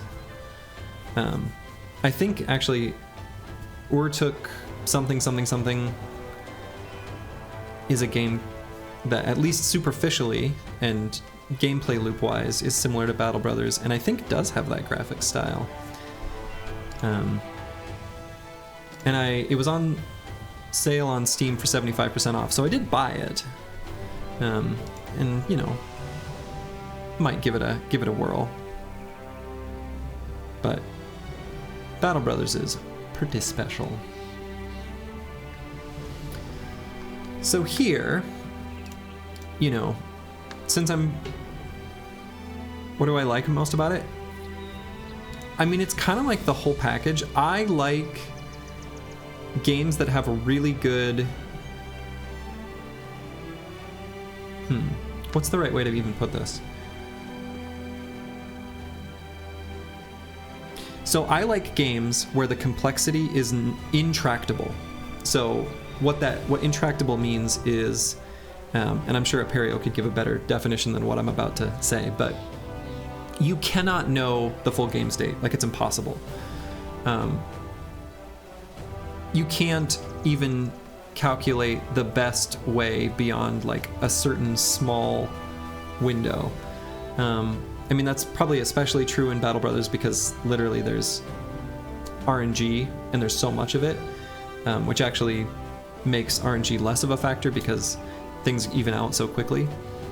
But you can't know the full game state, and you can't make super definitive statements. And what happens is different players who are both, you know, take two different players that are both, you know, pretty good strategically minded and think analytically and whatever, can come about two entirely different play styles that kind of center on a local maxima, like a local optimal way of playing that might look superficially totally different.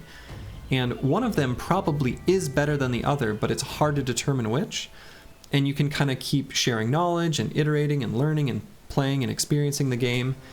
And the game just continues to provide more depth as you learn more. And that's why I like Battle Brothers. It's the same reason I like Slay the Spire and, you know, a bunch of other strategy games. And obviously there's other things I like about it too. Like, I like just the overall concept of, like, you know, it's got just the right amount of management versus combat, and the different gameplay layers and the way they influence each other is just really good. And so, I don't know, that's more or less why I like it. Permadeath is like an element that is relevant to that whole picture, but not sufficient on its own. Hopefully that wasn't too much nonsense.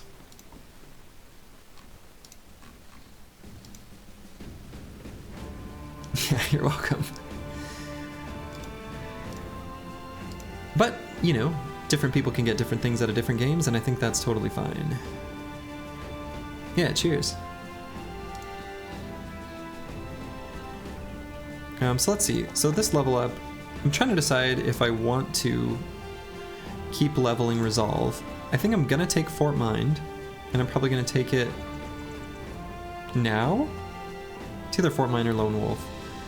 With both Fort Mind and Lone Wolf, This guy's gonna have enough resolve that maybe I can skip a +4 and just get a little more hit points on the off chance he takes a big ol' bonkin' hit on recovery turns when I'm using him as a proper tank. I really don't like to slack on resolve, but he does have a lot, and he's gonna get quite a bit from the last 2 perks I'm gonna take that I could probably squeeze in another 4 hit points and feel pretty good about it.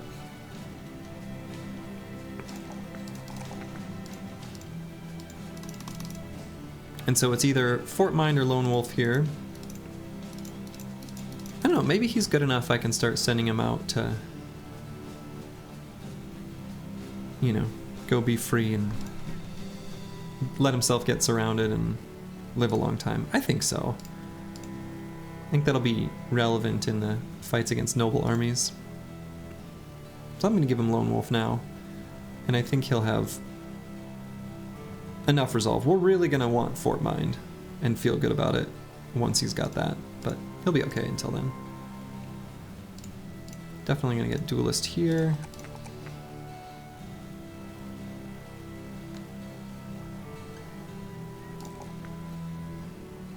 We'll take the +5 in hit points.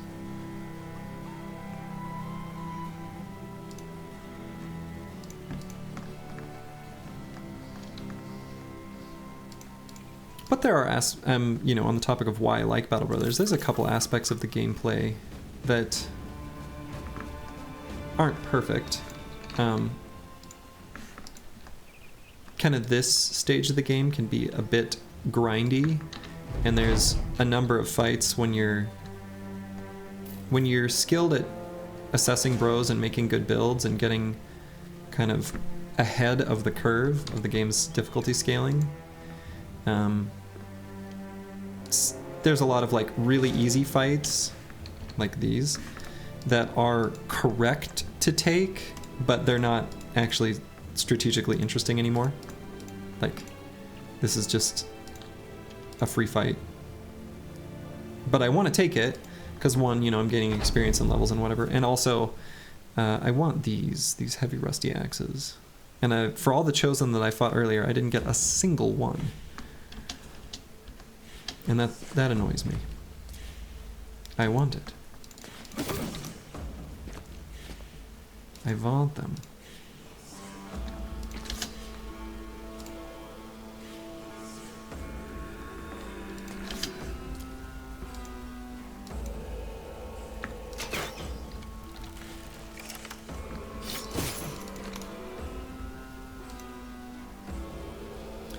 The chosen axe really are a beautiful thing, it's true. They're very good.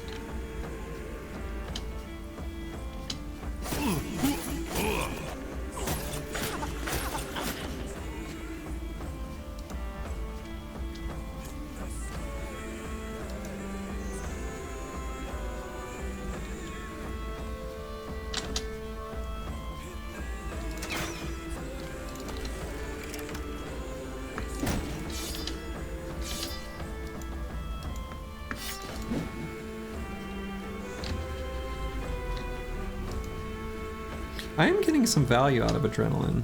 I mean, this is not exactly the most like relevant fight to talk about perk value, but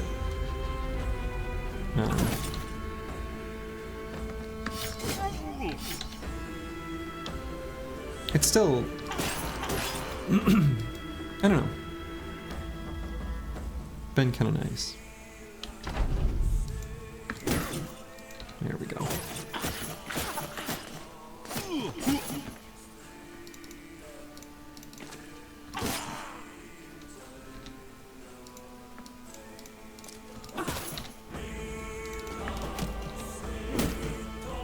Rude.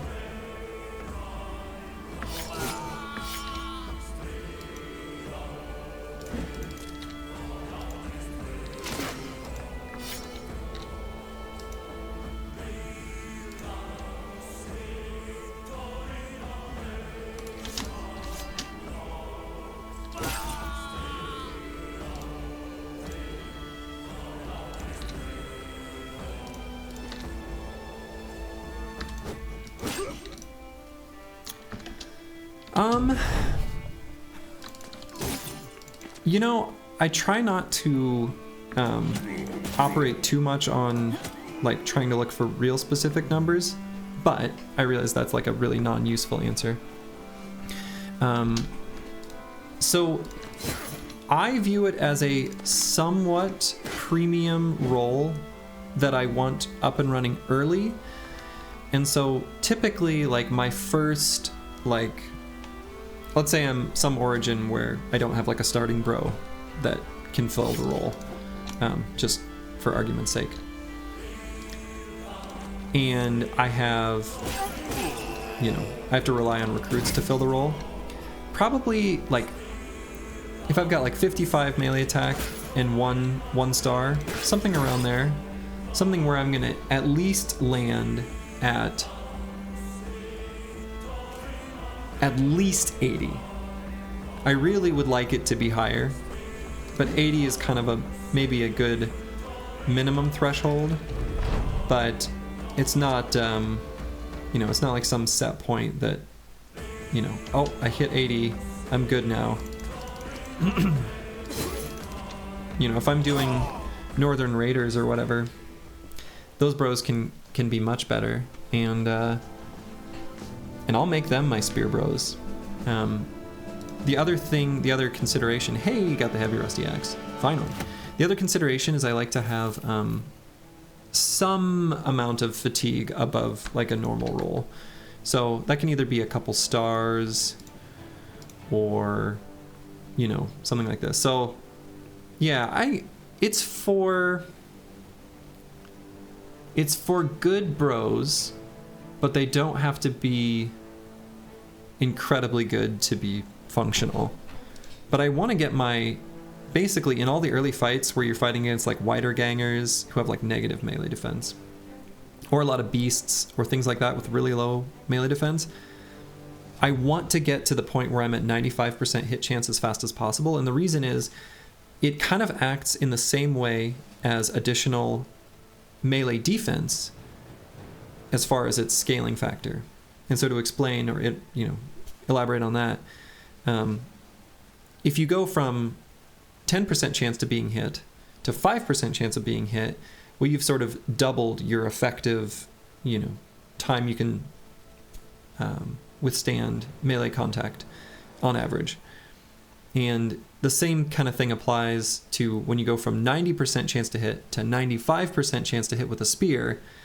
You've now pushed it into a range where you're holding away the enemy for, on average, twice as long. And so, your spear walls become much more effective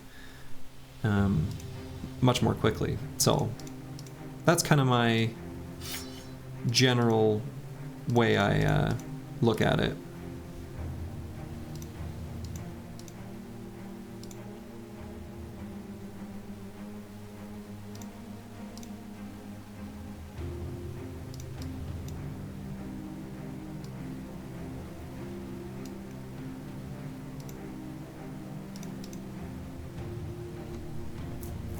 So it's a premium build, but also one that doesn't have, incredibly high requirements.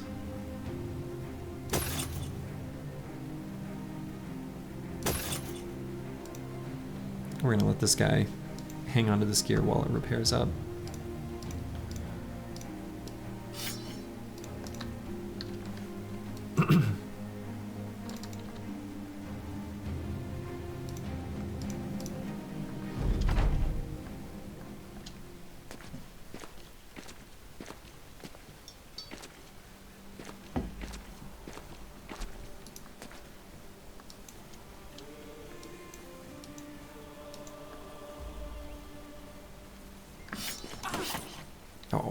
was hoping that'd be a one-shot.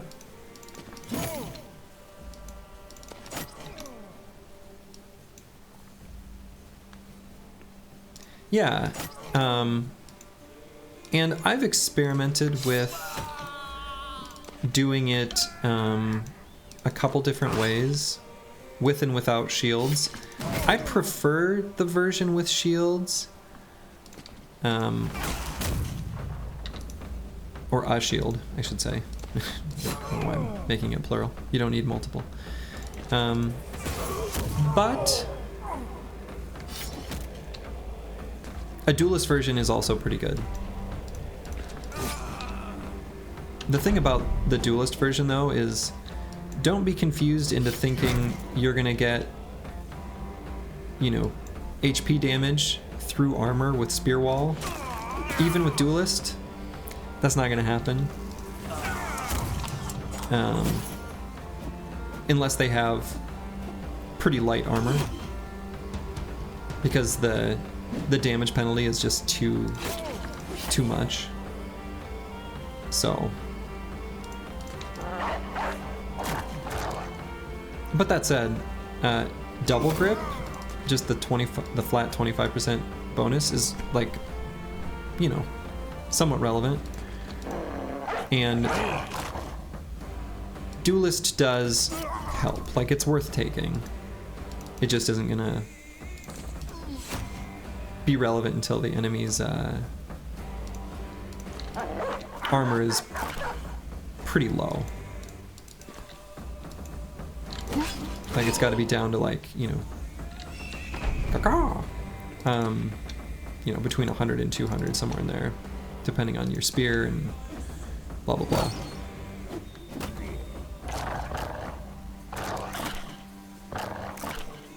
But yeah, it's a really, I think it's just really fun to play with the spears, and I think in doing so you really learn the enemy AI. Hey, you're welcome. I'm always ready to make a spear bro convert. That's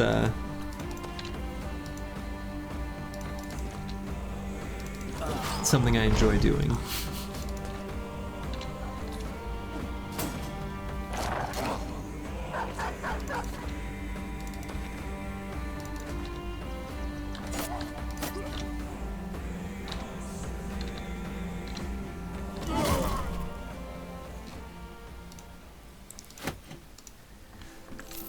I'm a simple boy.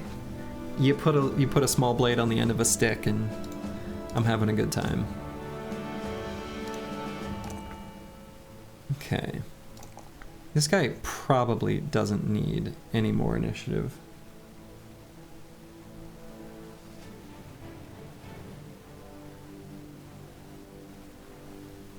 Probably doesn't really need fatigue either. Why not? Let's make him faster than everyone, no matter what, always, till the end of battle. And I think I just want fearsome. Yeah.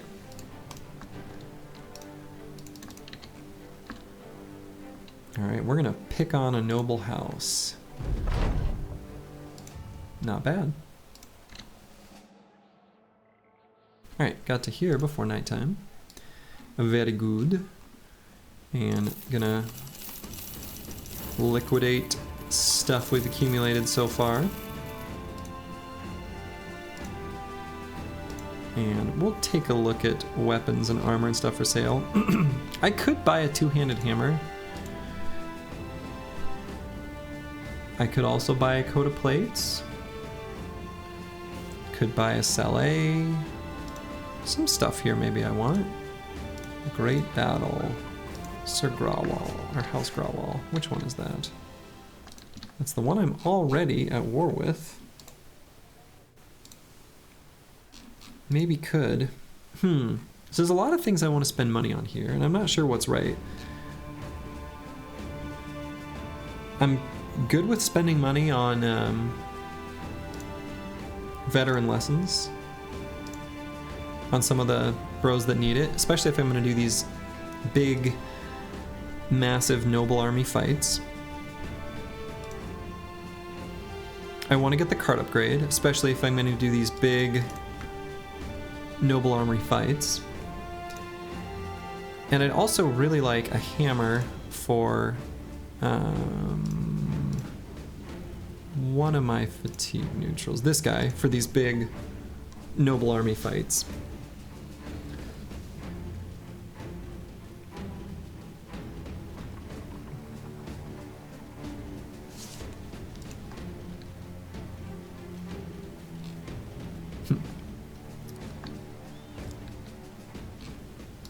And I'm kind of thinking about taking this contract, participating in a great battle.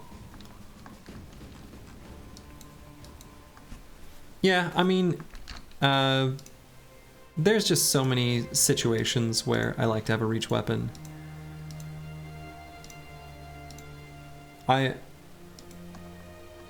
That's fair. I thought about not taking quick hands, but nah. It does, and that's the big thing. Like, I take quick hands on all of my fatigue neutrals, and very specifically because of Spear Bros. Yeah, I take it on everyone. But I think,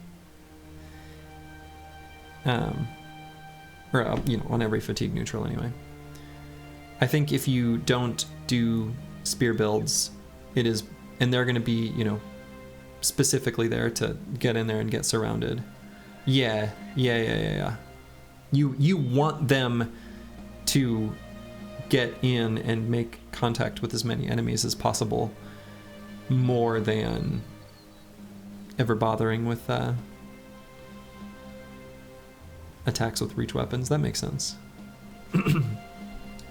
The other thing I was thinking about too is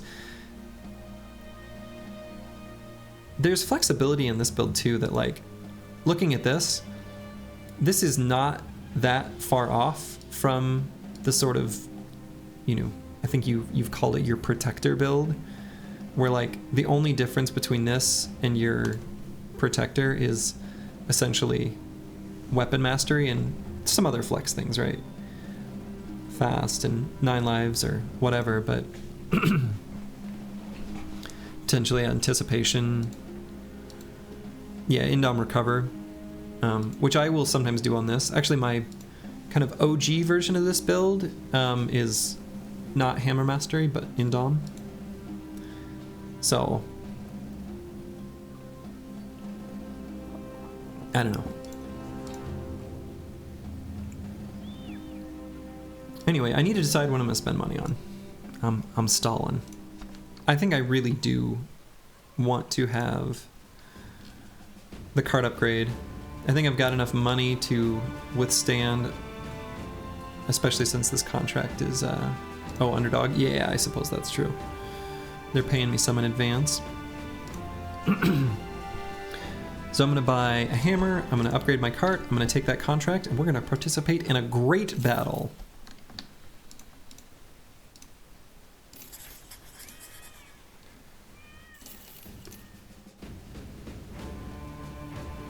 Where is that bro? Here. Great battle is so much cash, but the great battle is cash in in terms of stuff you can shove in your inventory, though. So definitely gonna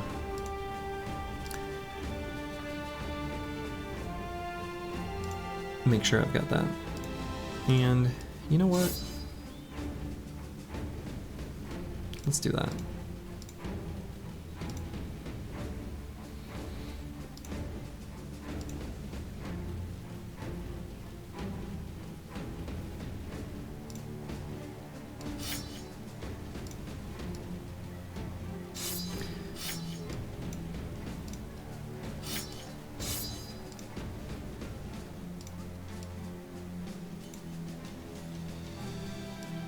Get this guy really participating in some fights. I think he's probably good enough. Yeah, I suppose this guy's still got to sit out for a little while.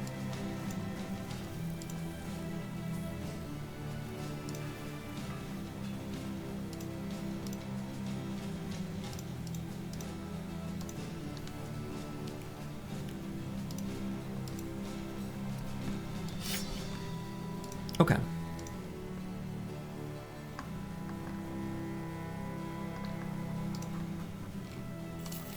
Let's go participate in a great battle.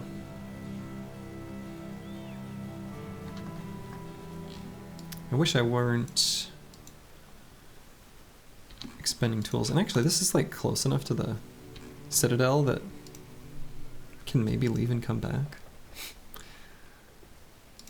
And 6 days of food should be enough.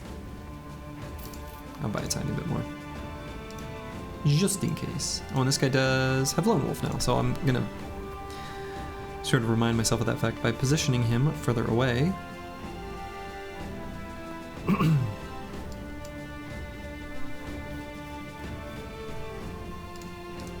And I do have crossbow mastery here now, so let's get this guy up and rolling with a gun. 2 of them.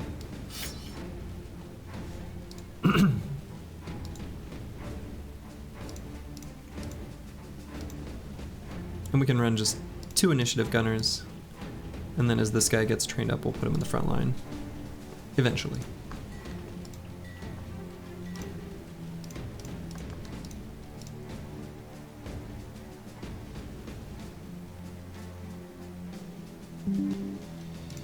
Okay.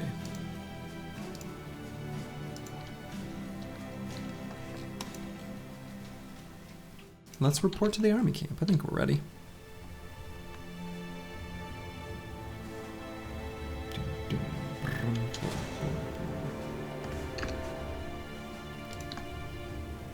Let's do this quick just to get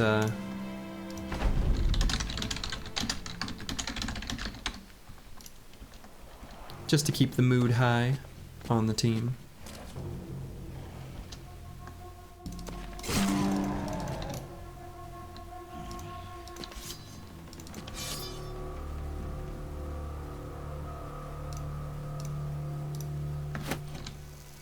Let's load both guns, even though it is nighttime.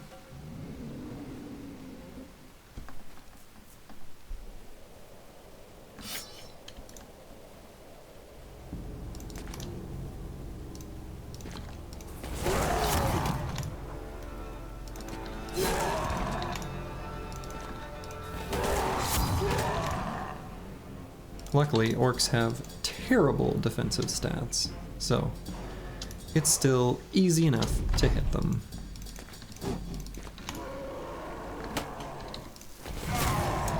Even at night.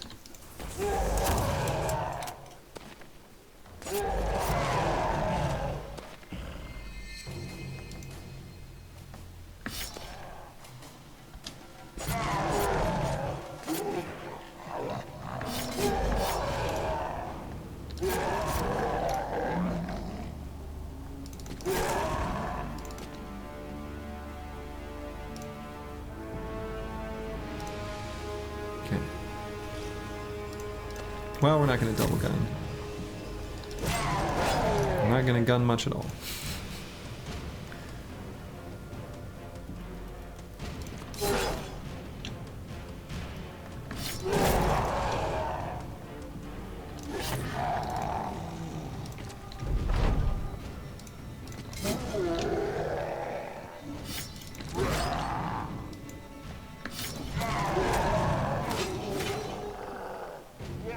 Rude. I guess I kind of wanted to not let that guy get damaged too much before this fight. Or like the fights in the Great Battle. That was probably kind of dumb. Considering I want him to level up and, like, you know. I guess the damage was largely superficial. I can just swap a... Yeah, I guess he's just fine. What am I talking about? Alright, definitely going to take Overwhelm for the upcoming fight. And can probably not take a +3 in initiative, instead take hit points. Alright, to the army camp.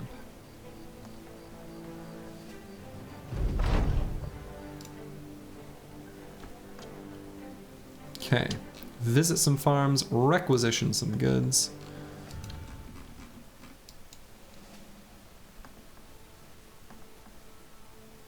Oh, okay, right.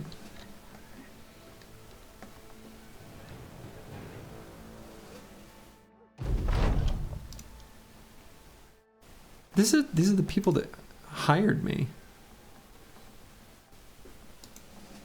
Doesn't that normally go to an enemy camp? Huh. Anyway, alright, let's see what these mercenaries... Alright, we got a Bardiche here. Otherwise, the mercenaries look fairly lightly armored, actually. Got a warbow up there.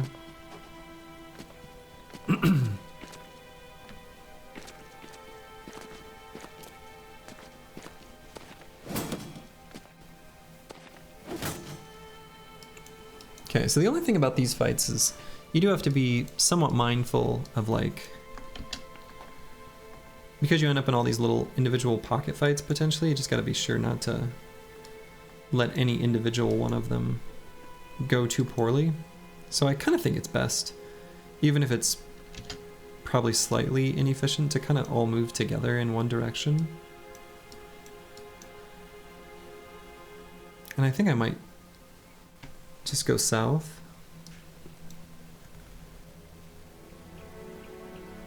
Oh my god.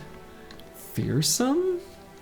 So I don't like Brow, but I think I can at least understand it. But fearsome? Let me guess, that was highly upvoted.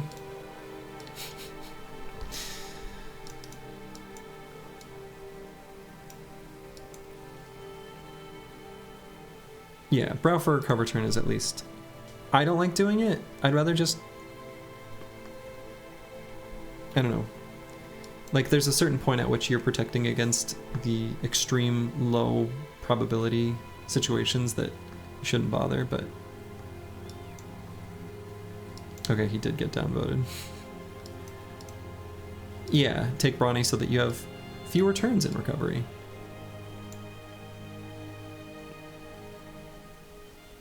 Alright, I think I'm gonna go south. I think that's the direction I'm gonna take the whole squad basically together.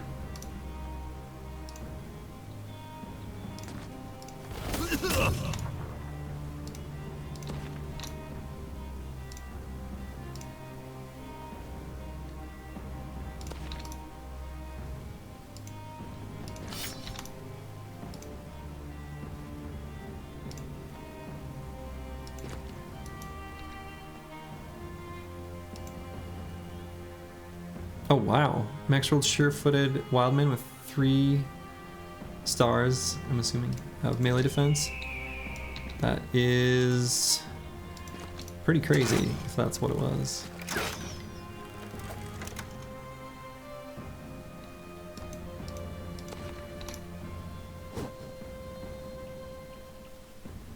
That's nuts.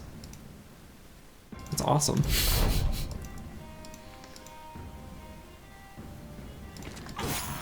Yeah, that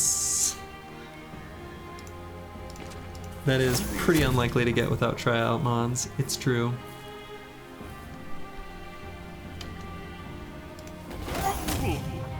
But hey, you know, this guy came without tryout mods. Maybe I'm a filthy cheater. How dare I get good stars in places?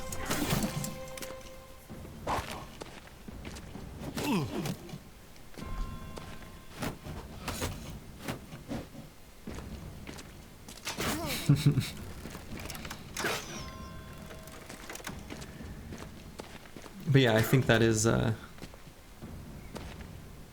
do otherwise have a decent number of kind of mediocre bros. Actually. I'm gonna wait on this guy too.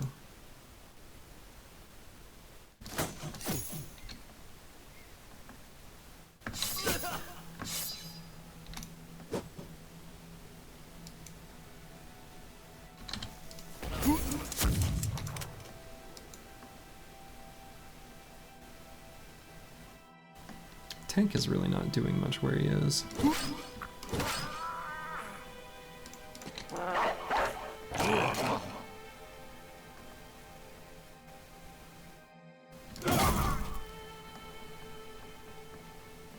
Cool.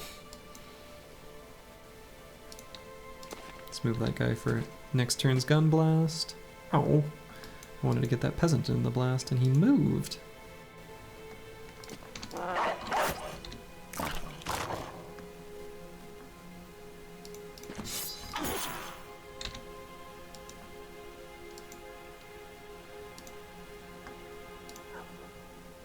Let's see, this guy's got the Bardiche. I don't really want him to run away. I suppose he probably will, though.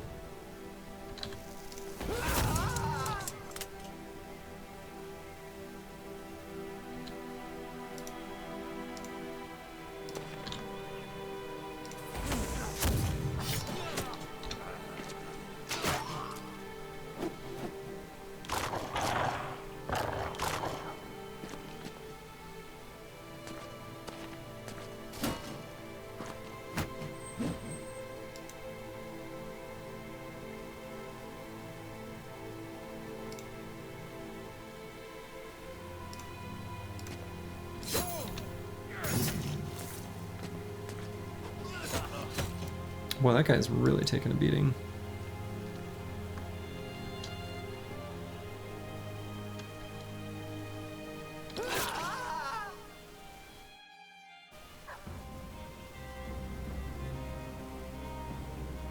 Yeah, I'll just end turn there.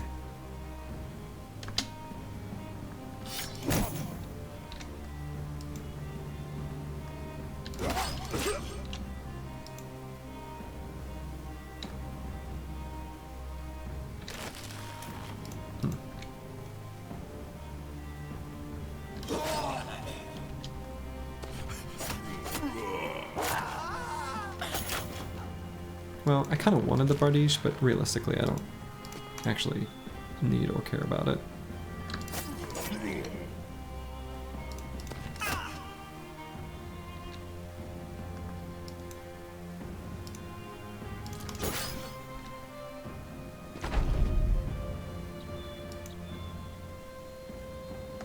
I kind of want that armor too. What a throw.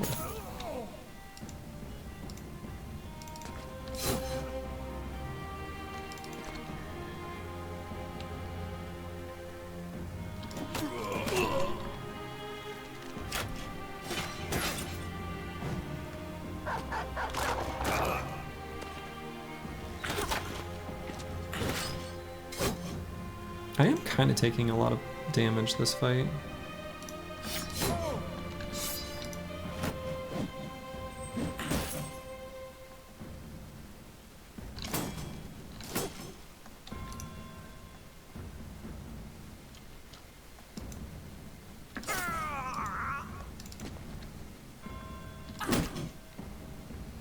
Nice headshot.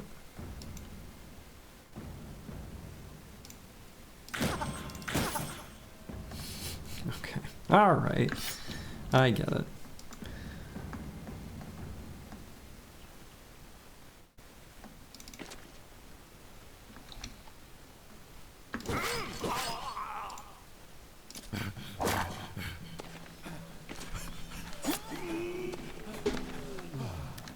Well, the guy with the Bardiche came back. At least for now.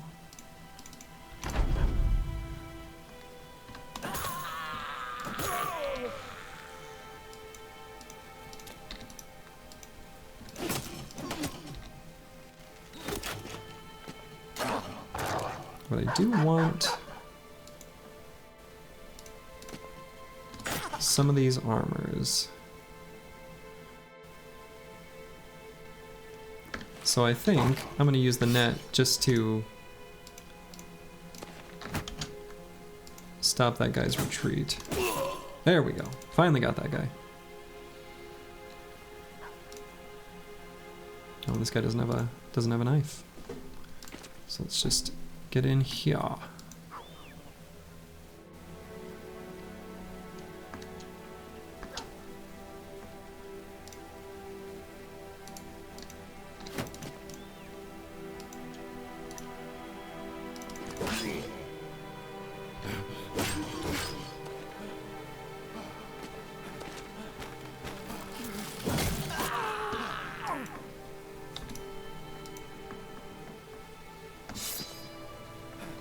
We're gonna kind of be greeting this a bit.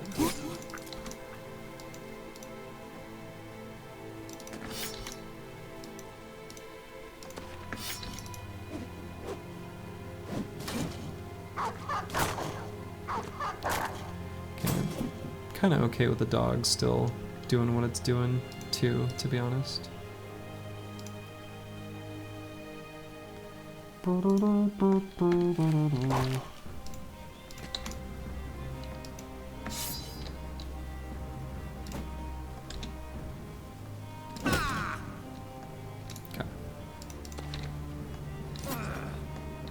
Alright, got them all fleeing.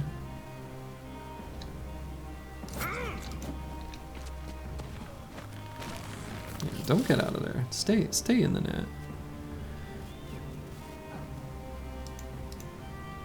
And I think I just mostly care about these armors, not finishing off enemies as they try to run away.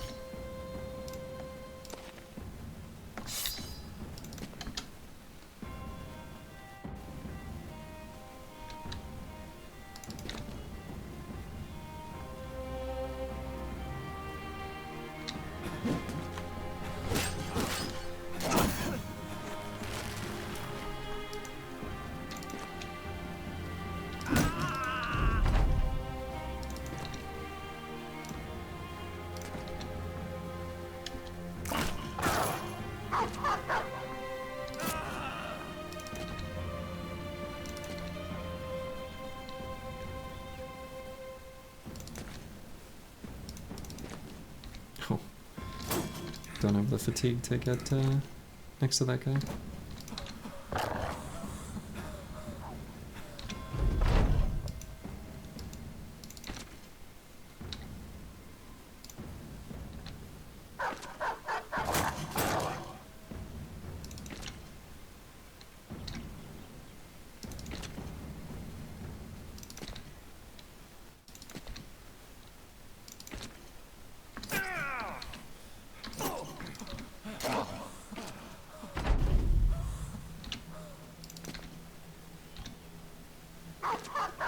Get him, doggy. Oops, I didn't mean to switch to the smoke grenade. There we go. And will that guy get out? Really? You could have just gone through the imaginary line.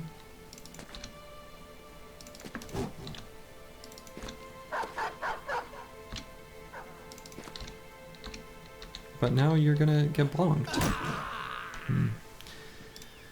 Cool. Got a couple lamellar harnesses, which, you know, you got this bardiche.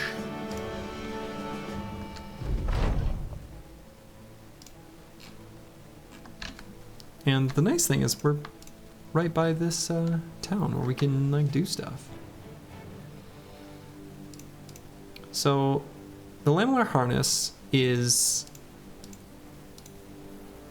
not a great piece of gear, but it's like a, I don't know. I so rarely equip this. I so rarely have one of these because you really only get them from mercenaries. I think. I don't know. Maybe there's some other enemies that can have them. I feel like they're really rare and I'm never going to buy it. This is kind of a rare moment. An irrelevant but rare moment of equipping the lamellar harness.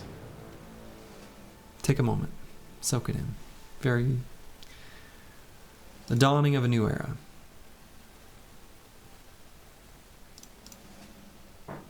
Alright, this like dodge quick hands bro. Definitely the bardiche is going to be better than the two-headed hammer for him.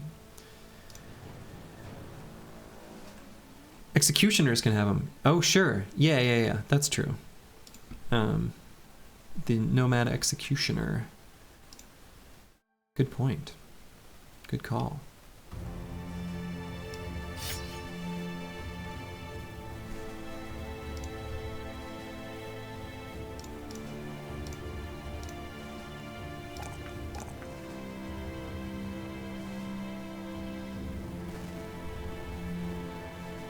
Hey, I wasn't gonna nitpick your grammar. I understood. I knew what you meant. I knew you meant executioners plural, not executioner. No, though actually, like the executioner. Yeah, okay. The executioner's lamellar harness. Anyway. So what do I give this guy for maximum good stuffage? You know what I was gonna give him too?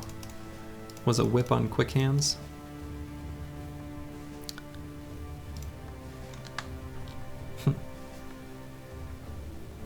Well, whatever.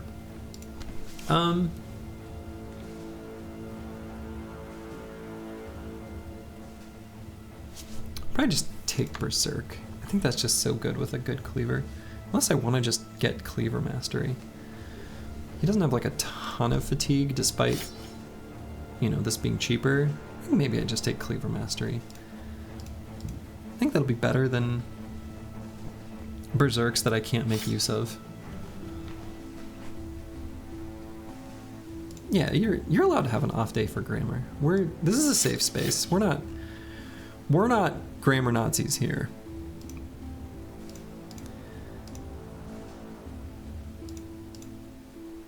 If we judge you, it will be silently and to ourselves.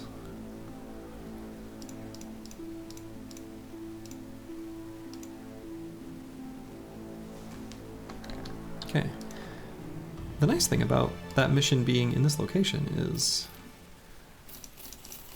I can sell stuff.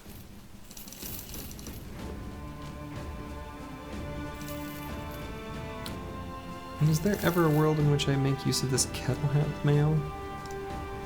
I don't think so. But we'll keep that handy as a backup, I guess. And I suppose since I've got 2 fighting spears, on the off chance that I accidentally break one in a fight, I'm gonna hang on to a backup.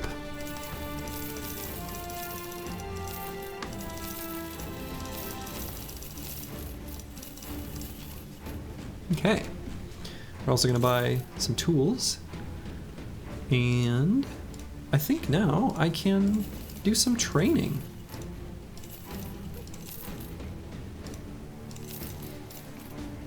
Look at that. All right, and I'm going to go to the bathroom one more time, this time for a slightly less savory elimination. So it'll be a few more minutes than the previous, and I'll be back in just like 5 minutes.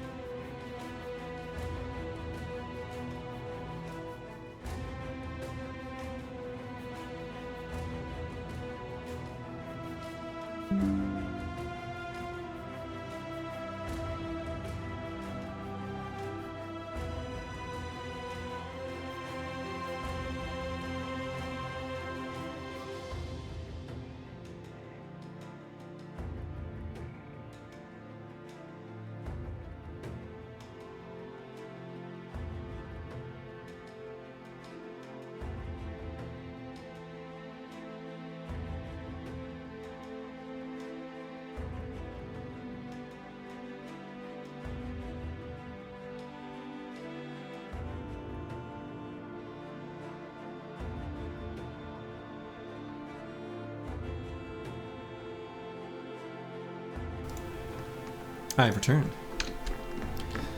All right.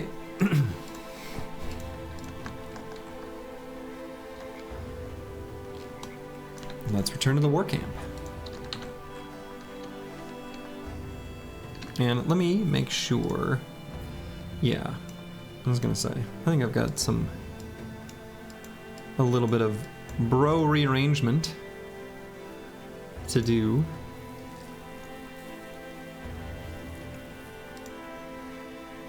Reconfiguration.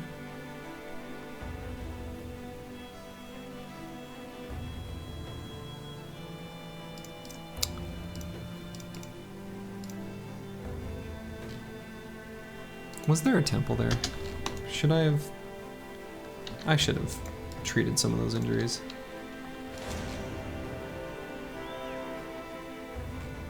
Oh wow, they're bringing armored unholds with them on I don't feel like I see that too often. Rest well this night. Tomorrow, there will be a great battle.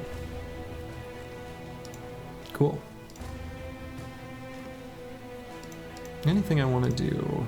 Realistically, against noble armies, the spears don't do much. I really want a warhammer instead of these stupid military picks, which suck. But you really can't spear wall off footmen reliably.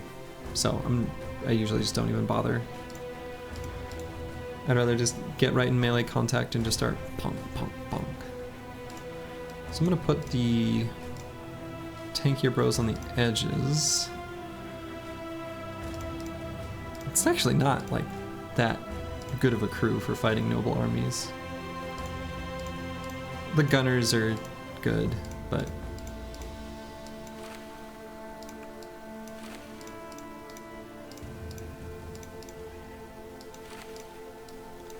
give the banner the nets in case we need them.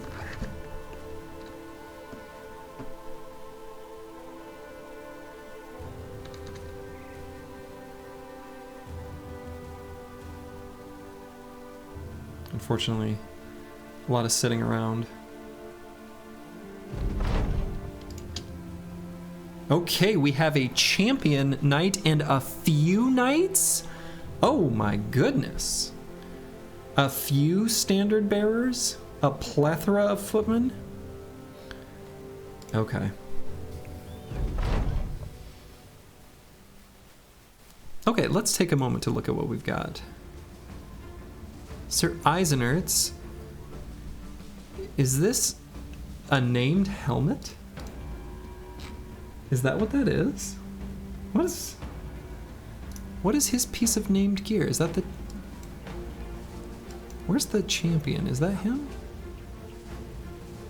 Or maybe the champion's not visible yet? It's the sword? Oh. Oh, he can have a named noble sword. Okay. Those can be good.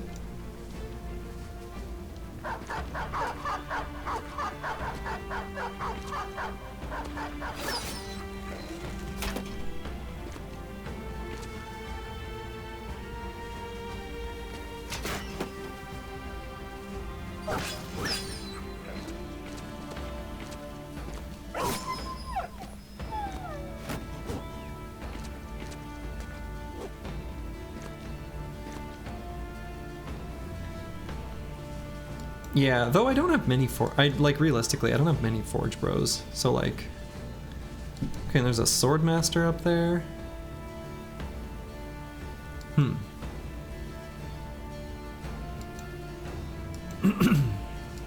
This battlefield is full of scary enemies, actually.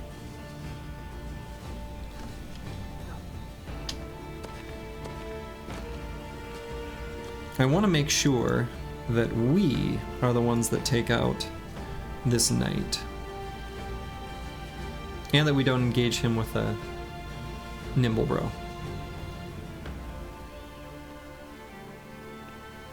I would like to have this high ground.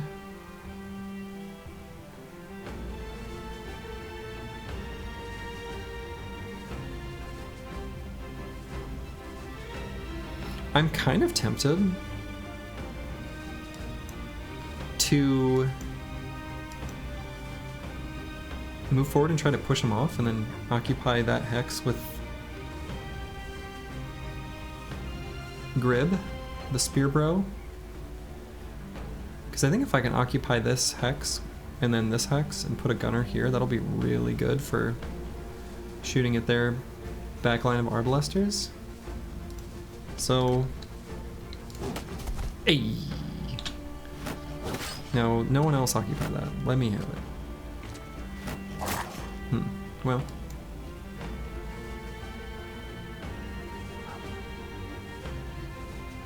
I tried. So I think I'll just...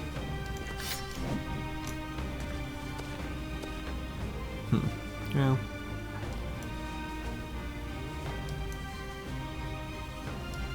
The other thing is I'm not seeing where their standard bearers are. They haven't revealed themselves to me yet. I think I still do occupy this hex though. Really good melee defense, especially with confident. Even though, you know, knights have pretty good melee skill. He'll be reasonably survivable there. So there's one standard bearer.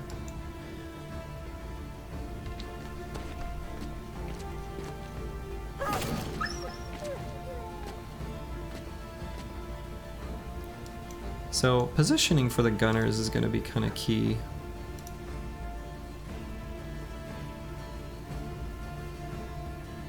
This guy is not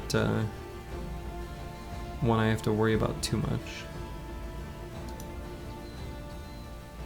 Because he's not like a gunner. He's like a, you know, whatever he is.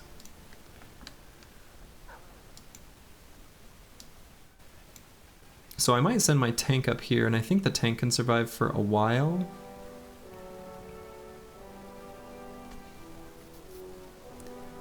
And he'll still get Lone Wolf even if he's surrounded by other nerds.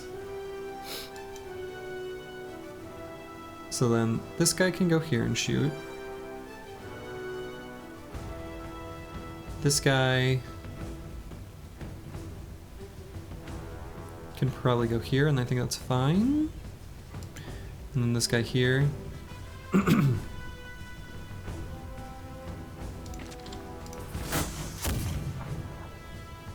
Not what I had in mind. Unfortunately, this dog is occupying a really obnoxious spot. I want that spot.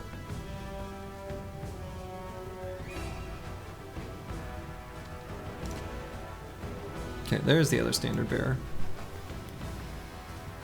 I almost don't know that I do anything with this guy. Like, I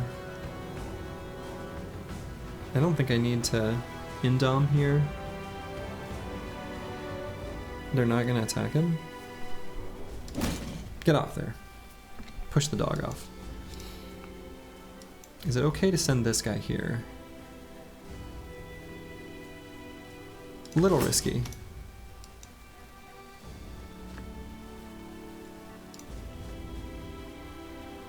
Oh. Yeah.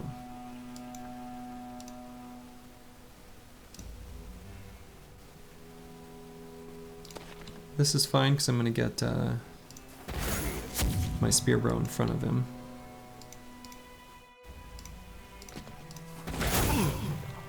Here we go. That's more of the blast I had in mind.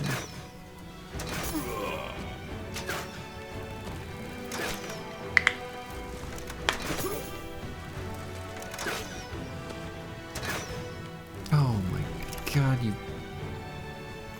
Arbalester. That's really annoying. I wanted to get the Spear Bro here, but...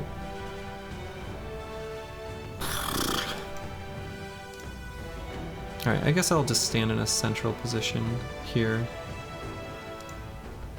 I guess there is fine.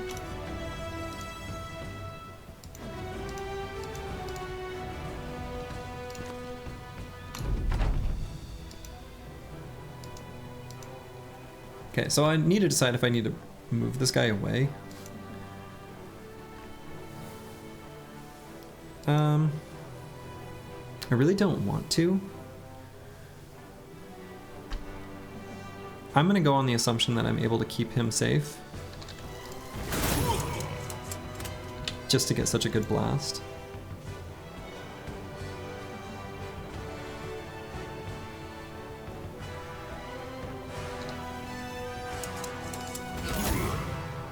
Okay. Standard bearer will probably run up and rally.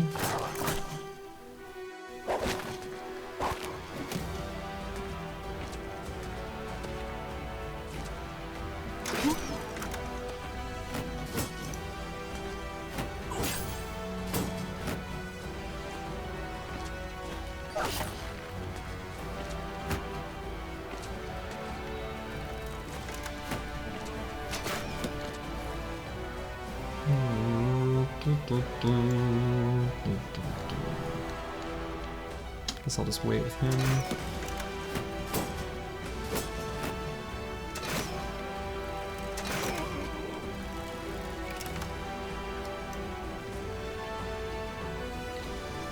Could push this guy just to...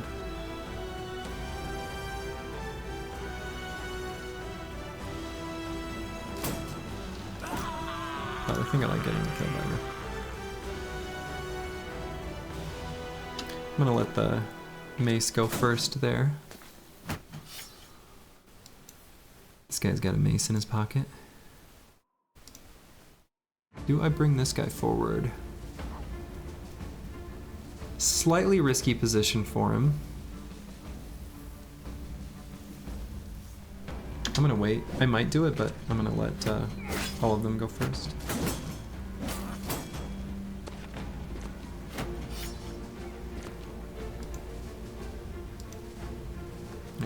I want to make sure for sure that I break that guy free. Okay. Did destroy armor there, so we can hopefully finish him off with the sword.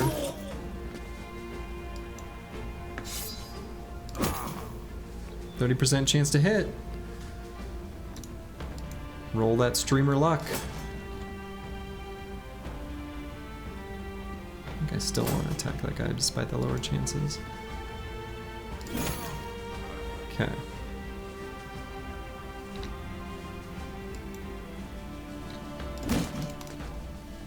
There, got that hex. So we'll need to keep eyes on this Sword Master for wherever he goes, because they can really pump out damage.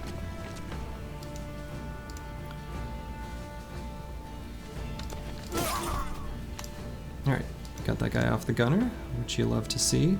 Do I want to go in melee contact with another bro against this knight? No. So I'll just take kind of a not as good attack. Do I want to move this guy forward now? No.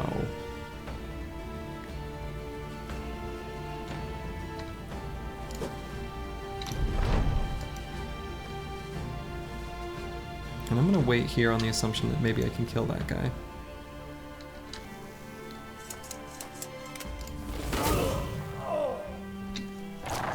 Okay.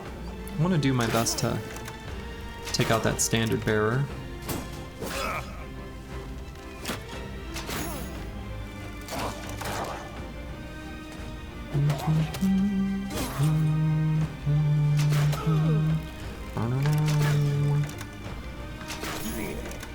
Nice, good shots, Arbalesters.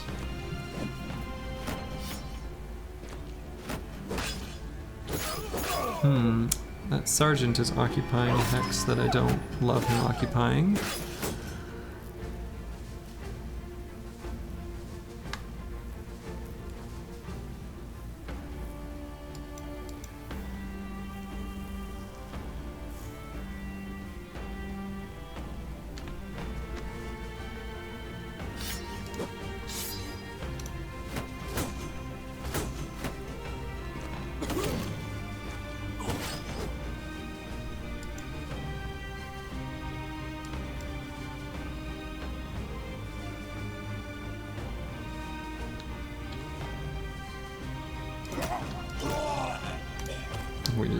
get kills where they're easy enough to get. I think I'm gonna wait here because I want to help kill that mercenary.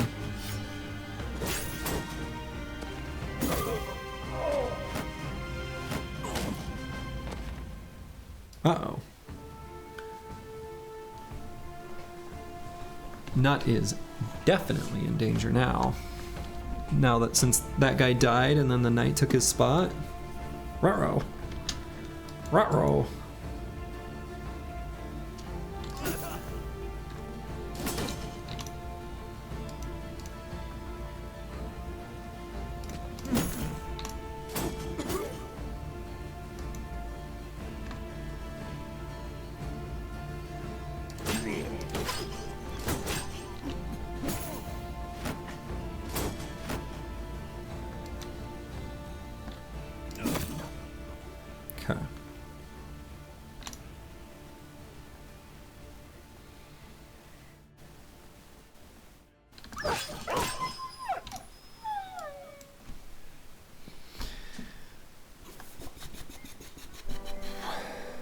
Okay, I guess I can just gun blast here. Okay, got the... That was good, actually. We not only broke the knight's morale, the champion, we killed the standard bearer. I am going to occupy this hex now because we really need to help protect this guy.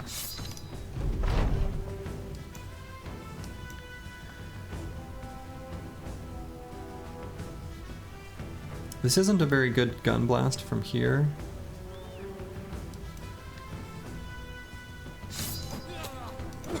So I'm gonna throw.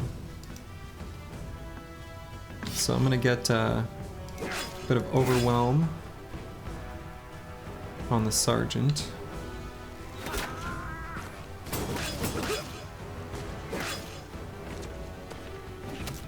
The swordmaster's slowly making his way around to the backside.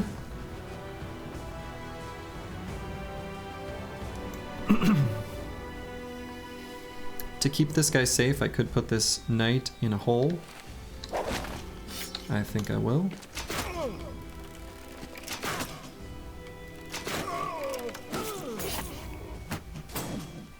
Ow. Ow.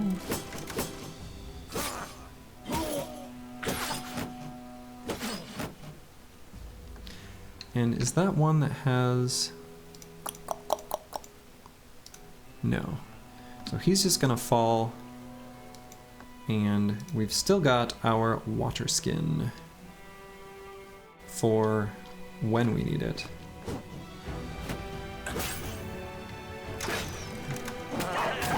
There he goes.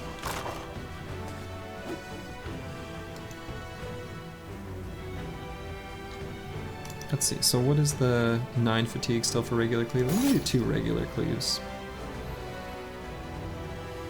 Or should I do a decapitate? No, we'll do another regular one. And let's try to batter some armor. Fail.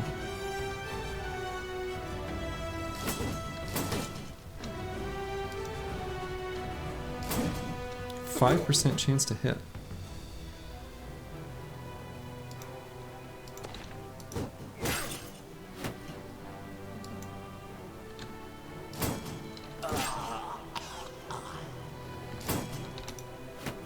This guy is not in great shape.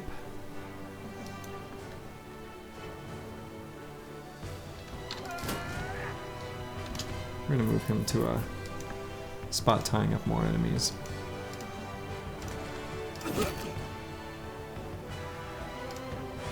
Or send this guy here? He's... yeah.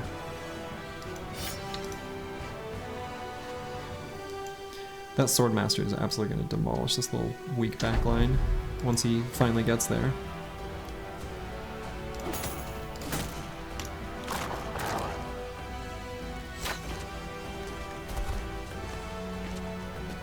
And he's there.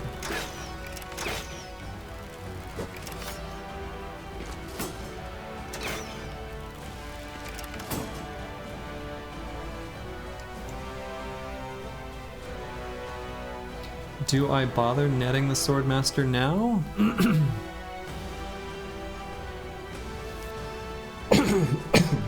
Not yet. I'm gonna hang on to it for a potentially better opportunity.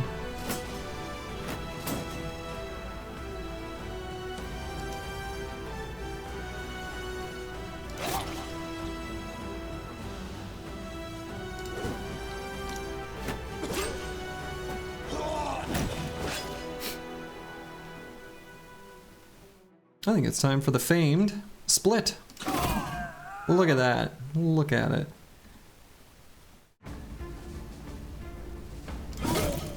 Oh, I was hoping that would just barely be lethal, and it was not. I guess we'll try to get... Do champion knights have underdog? I bet they do.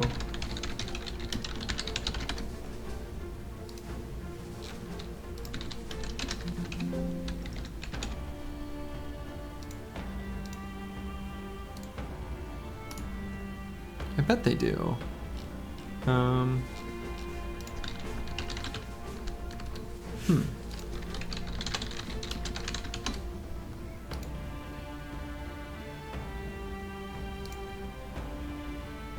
Regular knights do not.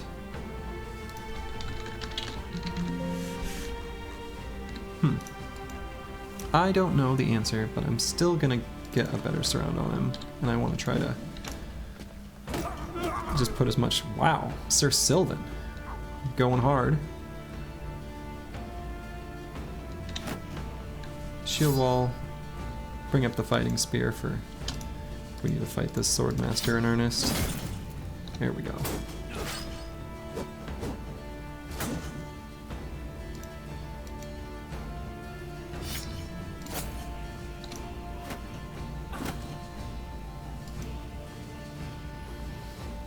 This guy's in danger, but maybe not too much. I just hope the Swordmaster doesn't do fancy footwork and get in close. That's the real risk.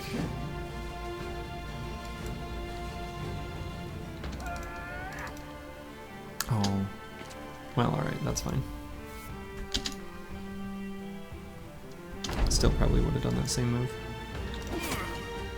Okay, out of ammo. At least throwing weapons there. Cute. Okay.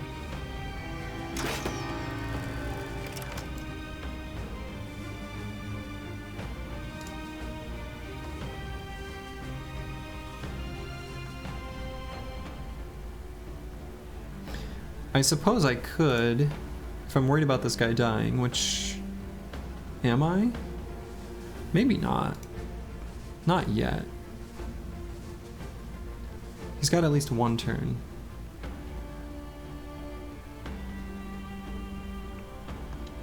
Yeah. We'll get in there and try to help him out, I think, for now. We'll pull the Spear Rope here.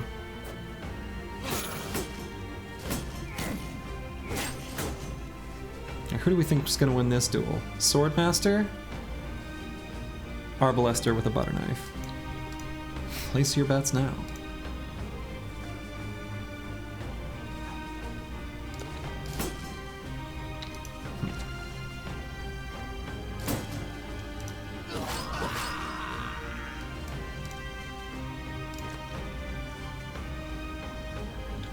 I think we still go after this footman here.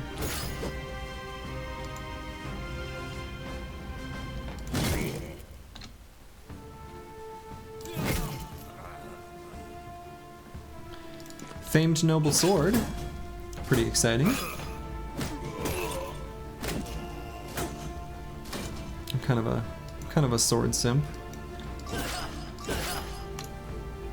I like hitting enemies. Swords hit enemies.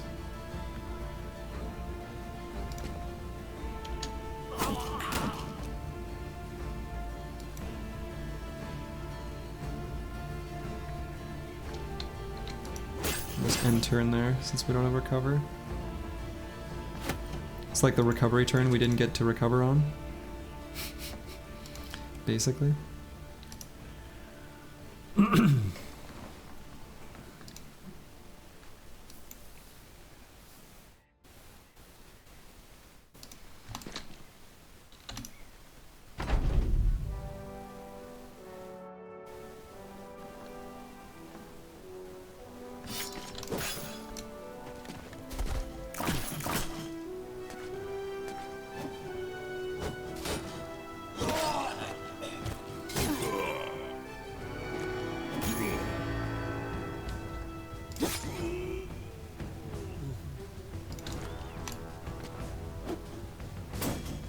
We're gonna let this Swordmaster just completely go to town on our allies here.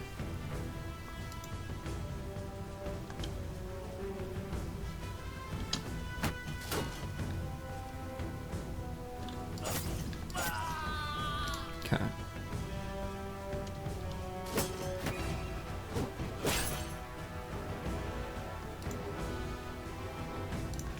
See, and this guy does not have, yeah, no weapon mastery.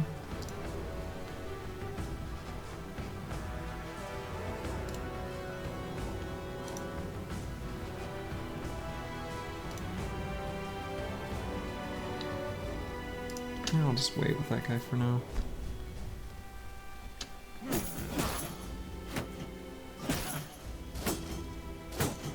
Tank is still holding up really well, which I am glad to see. Really tempted to occupy this hex. Need to convince myself not to, though. I'm convinced. Wow.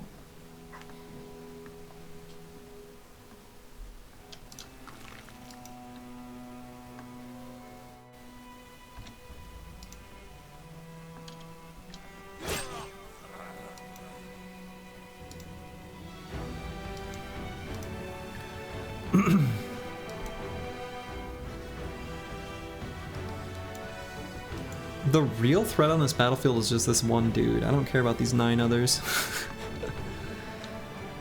It's the Swordmaster on a small cliff. I've got 1 net, and so I'll be ready to use it.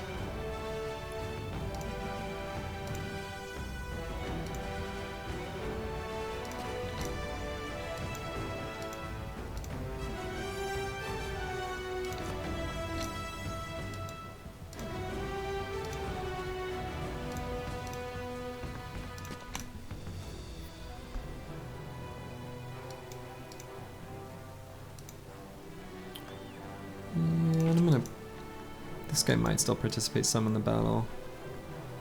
Cut leg muscles.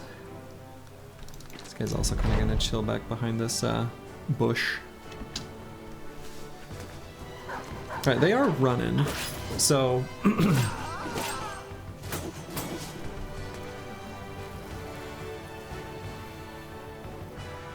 Is this the turn where I net? Will I get enough attacks in for it to be worth?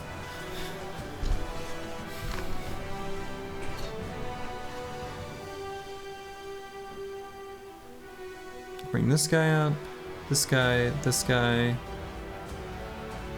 This guy can get an attack.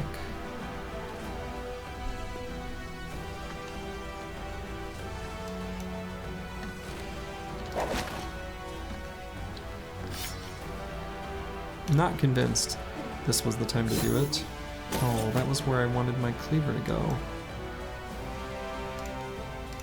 Still, getting an attack is important. As are fearsome procs in this situation.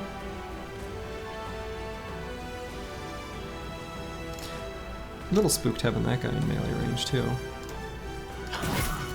Okay, that was good. That was excellent.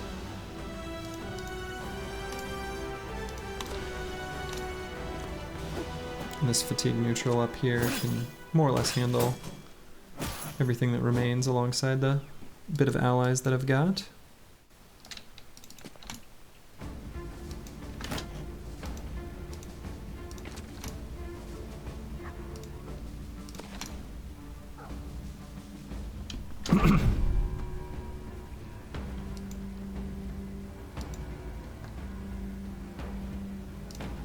This guy's probably safe to just get in there and start hitting stuff.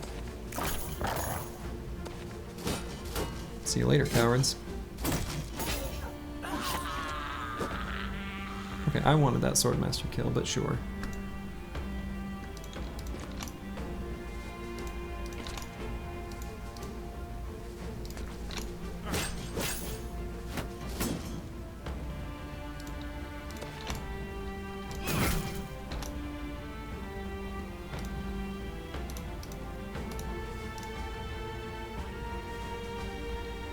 Yeah, it should be fine.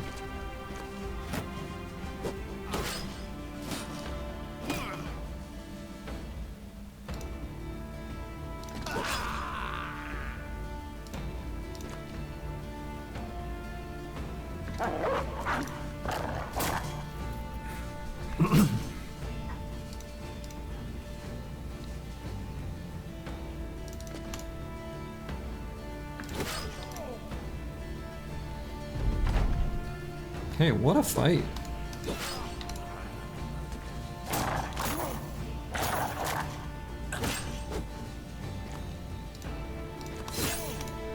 Very excited to see how that named Noble Sword turns out. Hopefully it's a good one. Stop taking my kills.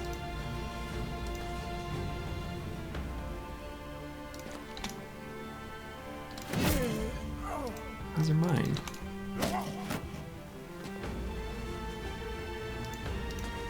The only one I really cared about was the champion anyway. All the others are kind of a big whatever.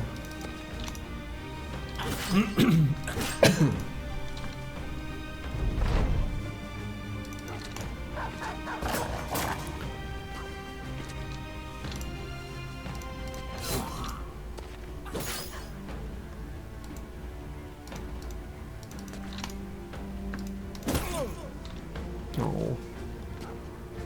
Just hoping it would be lethal on that guy. There it is. Okay. The initiative gunner lost some initiative.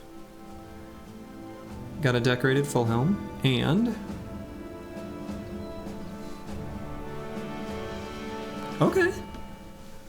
I'm not mad about this. The gruesome red rivers.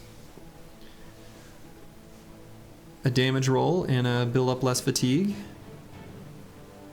Really the only thing that I don't care about is just effective against armor, at least for this weapon. All the other things are pretty relevant that it could roll.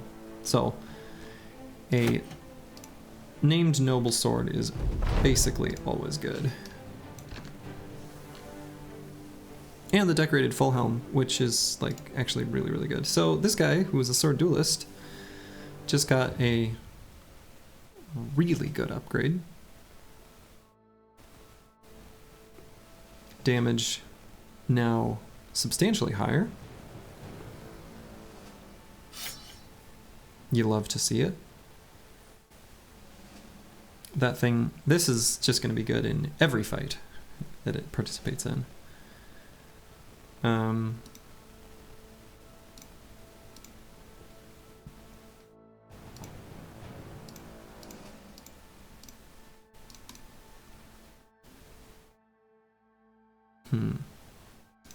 thinking what to do with this now.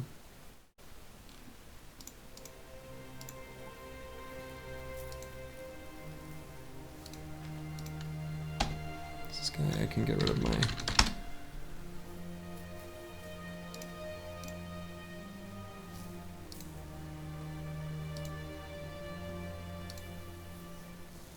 kind of thinking, realistically, taking Hammer Mastery before I had a Warhammer was probably kind of stupid. I did it kind of like to test the build, but I can't really test the build if I don't have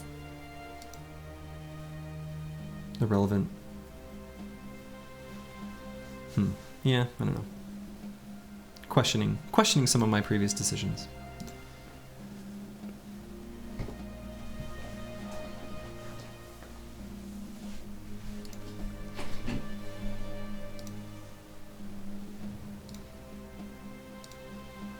Okay, we're still going to take the +2s in melee skill for sure. And I want a little more resolve, but I think might still have opportunities if this rolls a +4.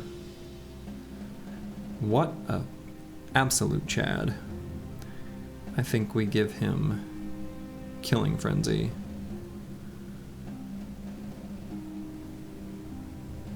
And what will be the last two perks?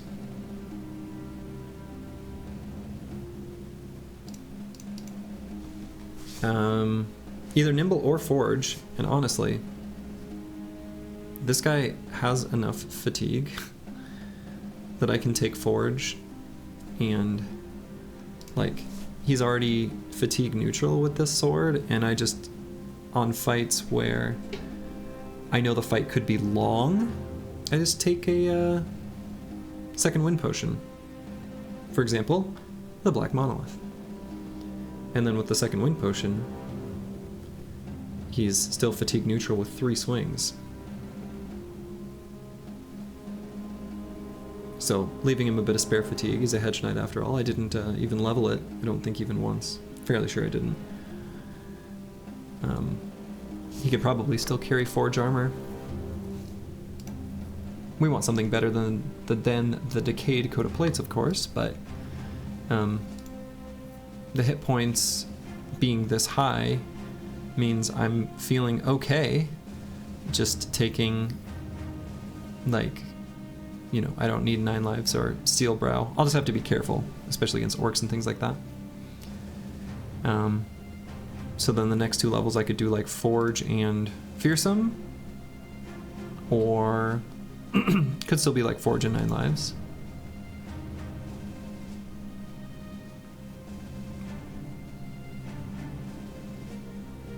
If there was some other interesting, reasonable way of using his fatigue, I could take nimble plus something, but I don't know that I really care about anything. I don't know. Good bro.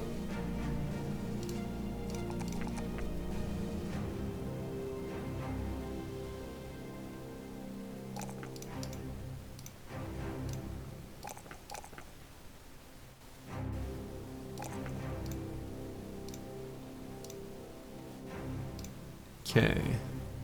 This fatigue neutral. Why did I go for sword mastery first? You know, really didn't need to. Originally when I did it, he didn't have a -2 fatigue cost sword. He had this one. And so that's why. But if I had had this one on him, I probably wouldn't have. And maybe just shouldn't have. I think it was kind of like I was at this point in leveling and didn't know what to choose and knew I had a good named sword. So I was like, let's take it. Really didn't need to. It doesn't do that much. You know, the other nice thing about him having a little spare fatigue is, like, there's this other skill, riposte. And, like, you know, also with a second wind potion, I could let him get completely surrounded. He's got pretty good melee defense. I could, like, you know, when he gets totally surrounded, take, like, underdog and go whoosh, whoosh, whoosh. Riposte is kind of cute. I don't know that he's chatty. I don't know if he's quite that much of a Chad, but if he's confident, I don't know. It could be fun as an option. So let's see, what do I want to take on this guy? I might patch perk in Backstabber now. I think he's got enough resolve that I don't need to take Fort Mind, even though I would like it still. But his melee skill is still lacking.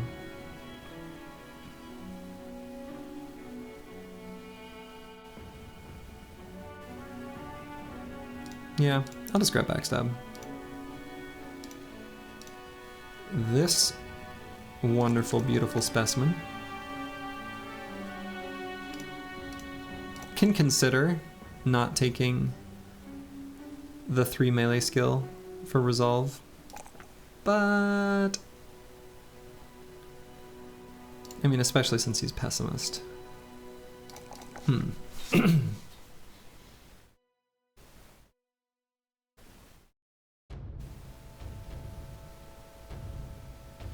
You know, and the other interesting thing is, even though I love the frontline gunner build, I think given that I found all these minus fatigue swords, I could have made this guy still forge and take like throwing mastery, sword mastery, duelist, and have him just be a frontline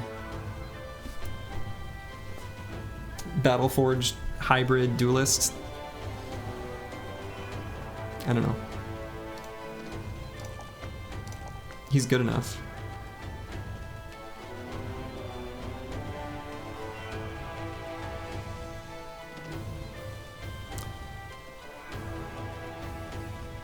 Nah, I like hitting stuff.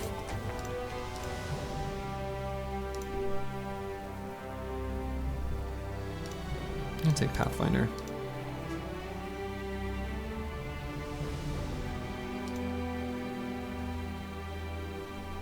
Okay. Oops.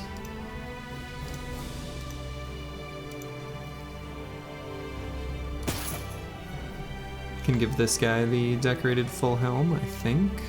Or actually, maybe there. And out of curiosity, what will be my nimble stats if I equip this? 55.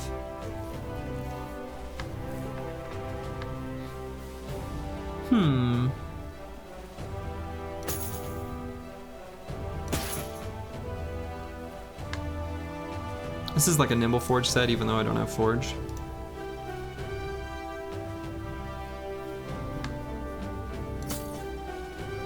Which of these two is actually more survivable? It's probably this. Just because that's such a huge amount of extra durability, extra fatigue, or extra... yeah, durability. So now this nimble value is kind of acting like an additional for padding kind of thing.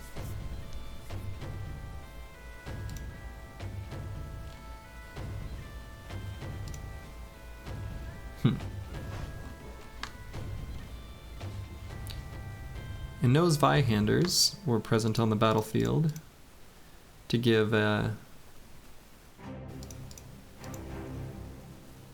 Zweihander's helmet. Love to see those. Let's see, and this guy. Do I give him the water skin to fix his brain damage?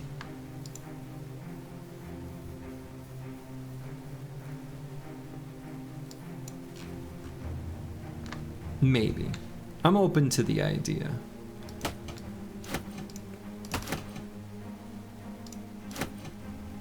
But I might not.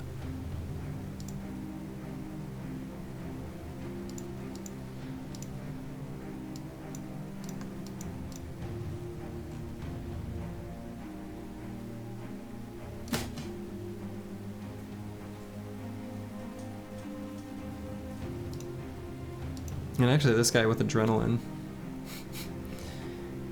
I took quick hands, which makes this a little awkward, but I could even with this guy, with this sword, do Sword Mastery Duelist as his last two perks.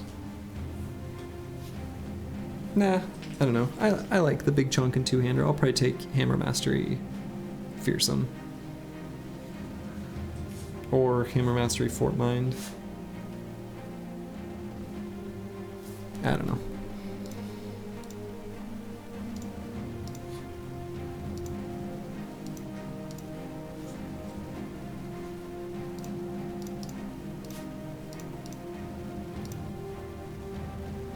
Some just...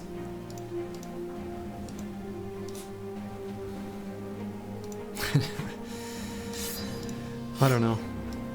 There's too much... Got too many weird builds right now. Got a lot of weird builds this run. that my brain is struggling to sort of manage all simultaneously alongside the items that are all dropping.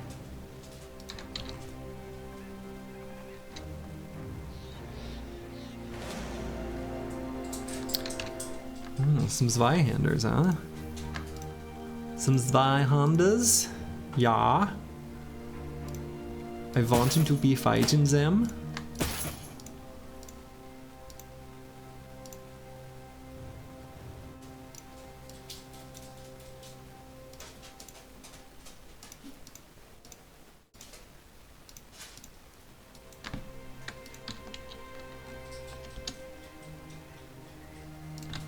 Because I want the Zweihander helmets. Basically. That guy right there. Give me your helmet.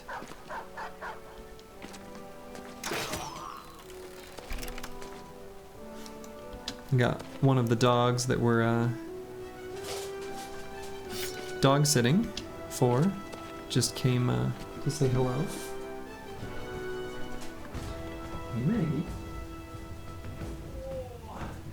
She's a goofball in that she loves to be held like this. This is her happy place. I can play one-handed.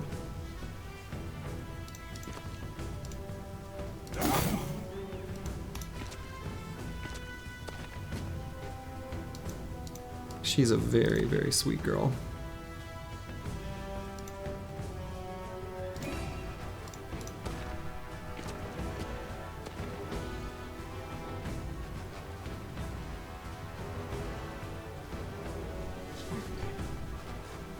You want back up? Jump at me.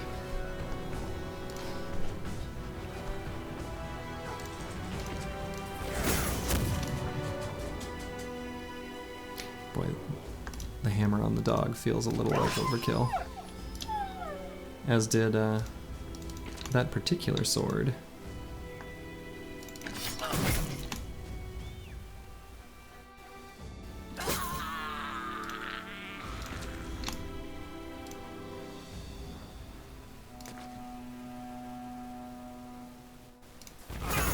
I like hitting these more vulnerable enemies a little bit more.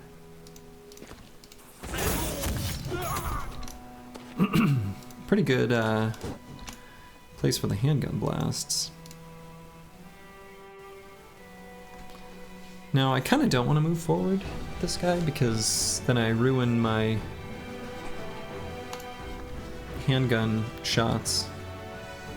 So I'm actually gonna hang back, maybe fill in that space. Maybe I'll go here with this guy.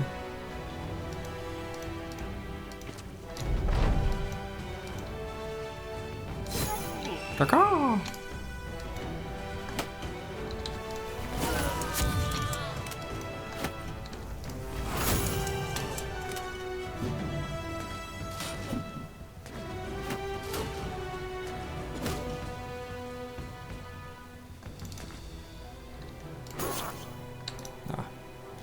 Thought that might be a finishing blow. 'Twas not.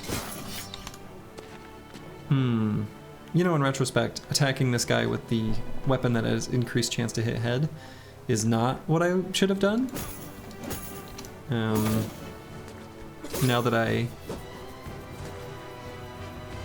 face the consequences of my own actions.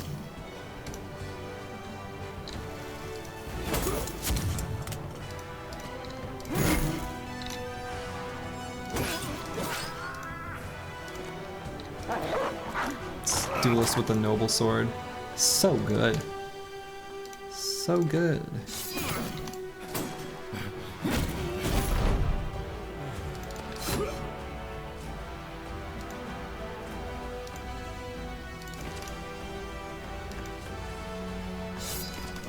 It's that classic meme of, well, well, well, if it isn't the consequences of my own actions. Who could have predicted?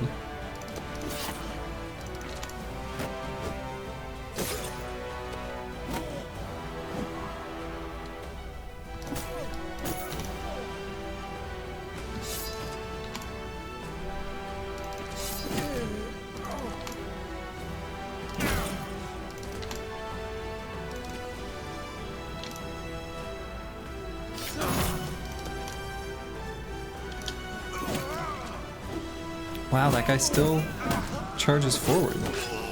Does he not realize?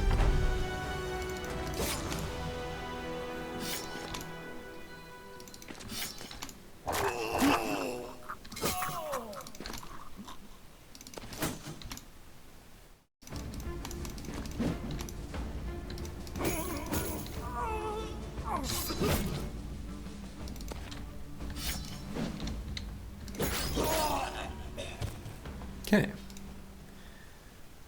The duelist hat, which superficially appears similar to the Zweihander's helmet. Just there to make you sad. But it still looks really nice. Like, all of the headgear with a little feather just looks nice. So, for morale purposes, we'll keep the team looking good.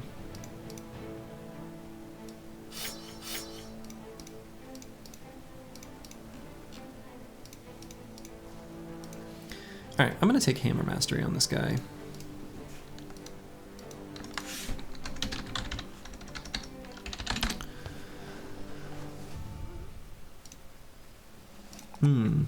Don't love the +1 there. But, you know, he could use a little bit more fatigue to work with, where he can run forward, adrenaline, still get in position for a shatter. I don't know.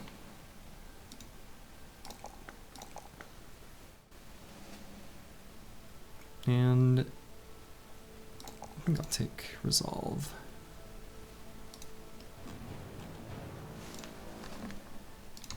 Okay. Aha. And we will fight that trading caravan, but not at this exact moment. I think that's actually a good place for me to call it. So let's see if there's anyone else playing any Battle Brothers.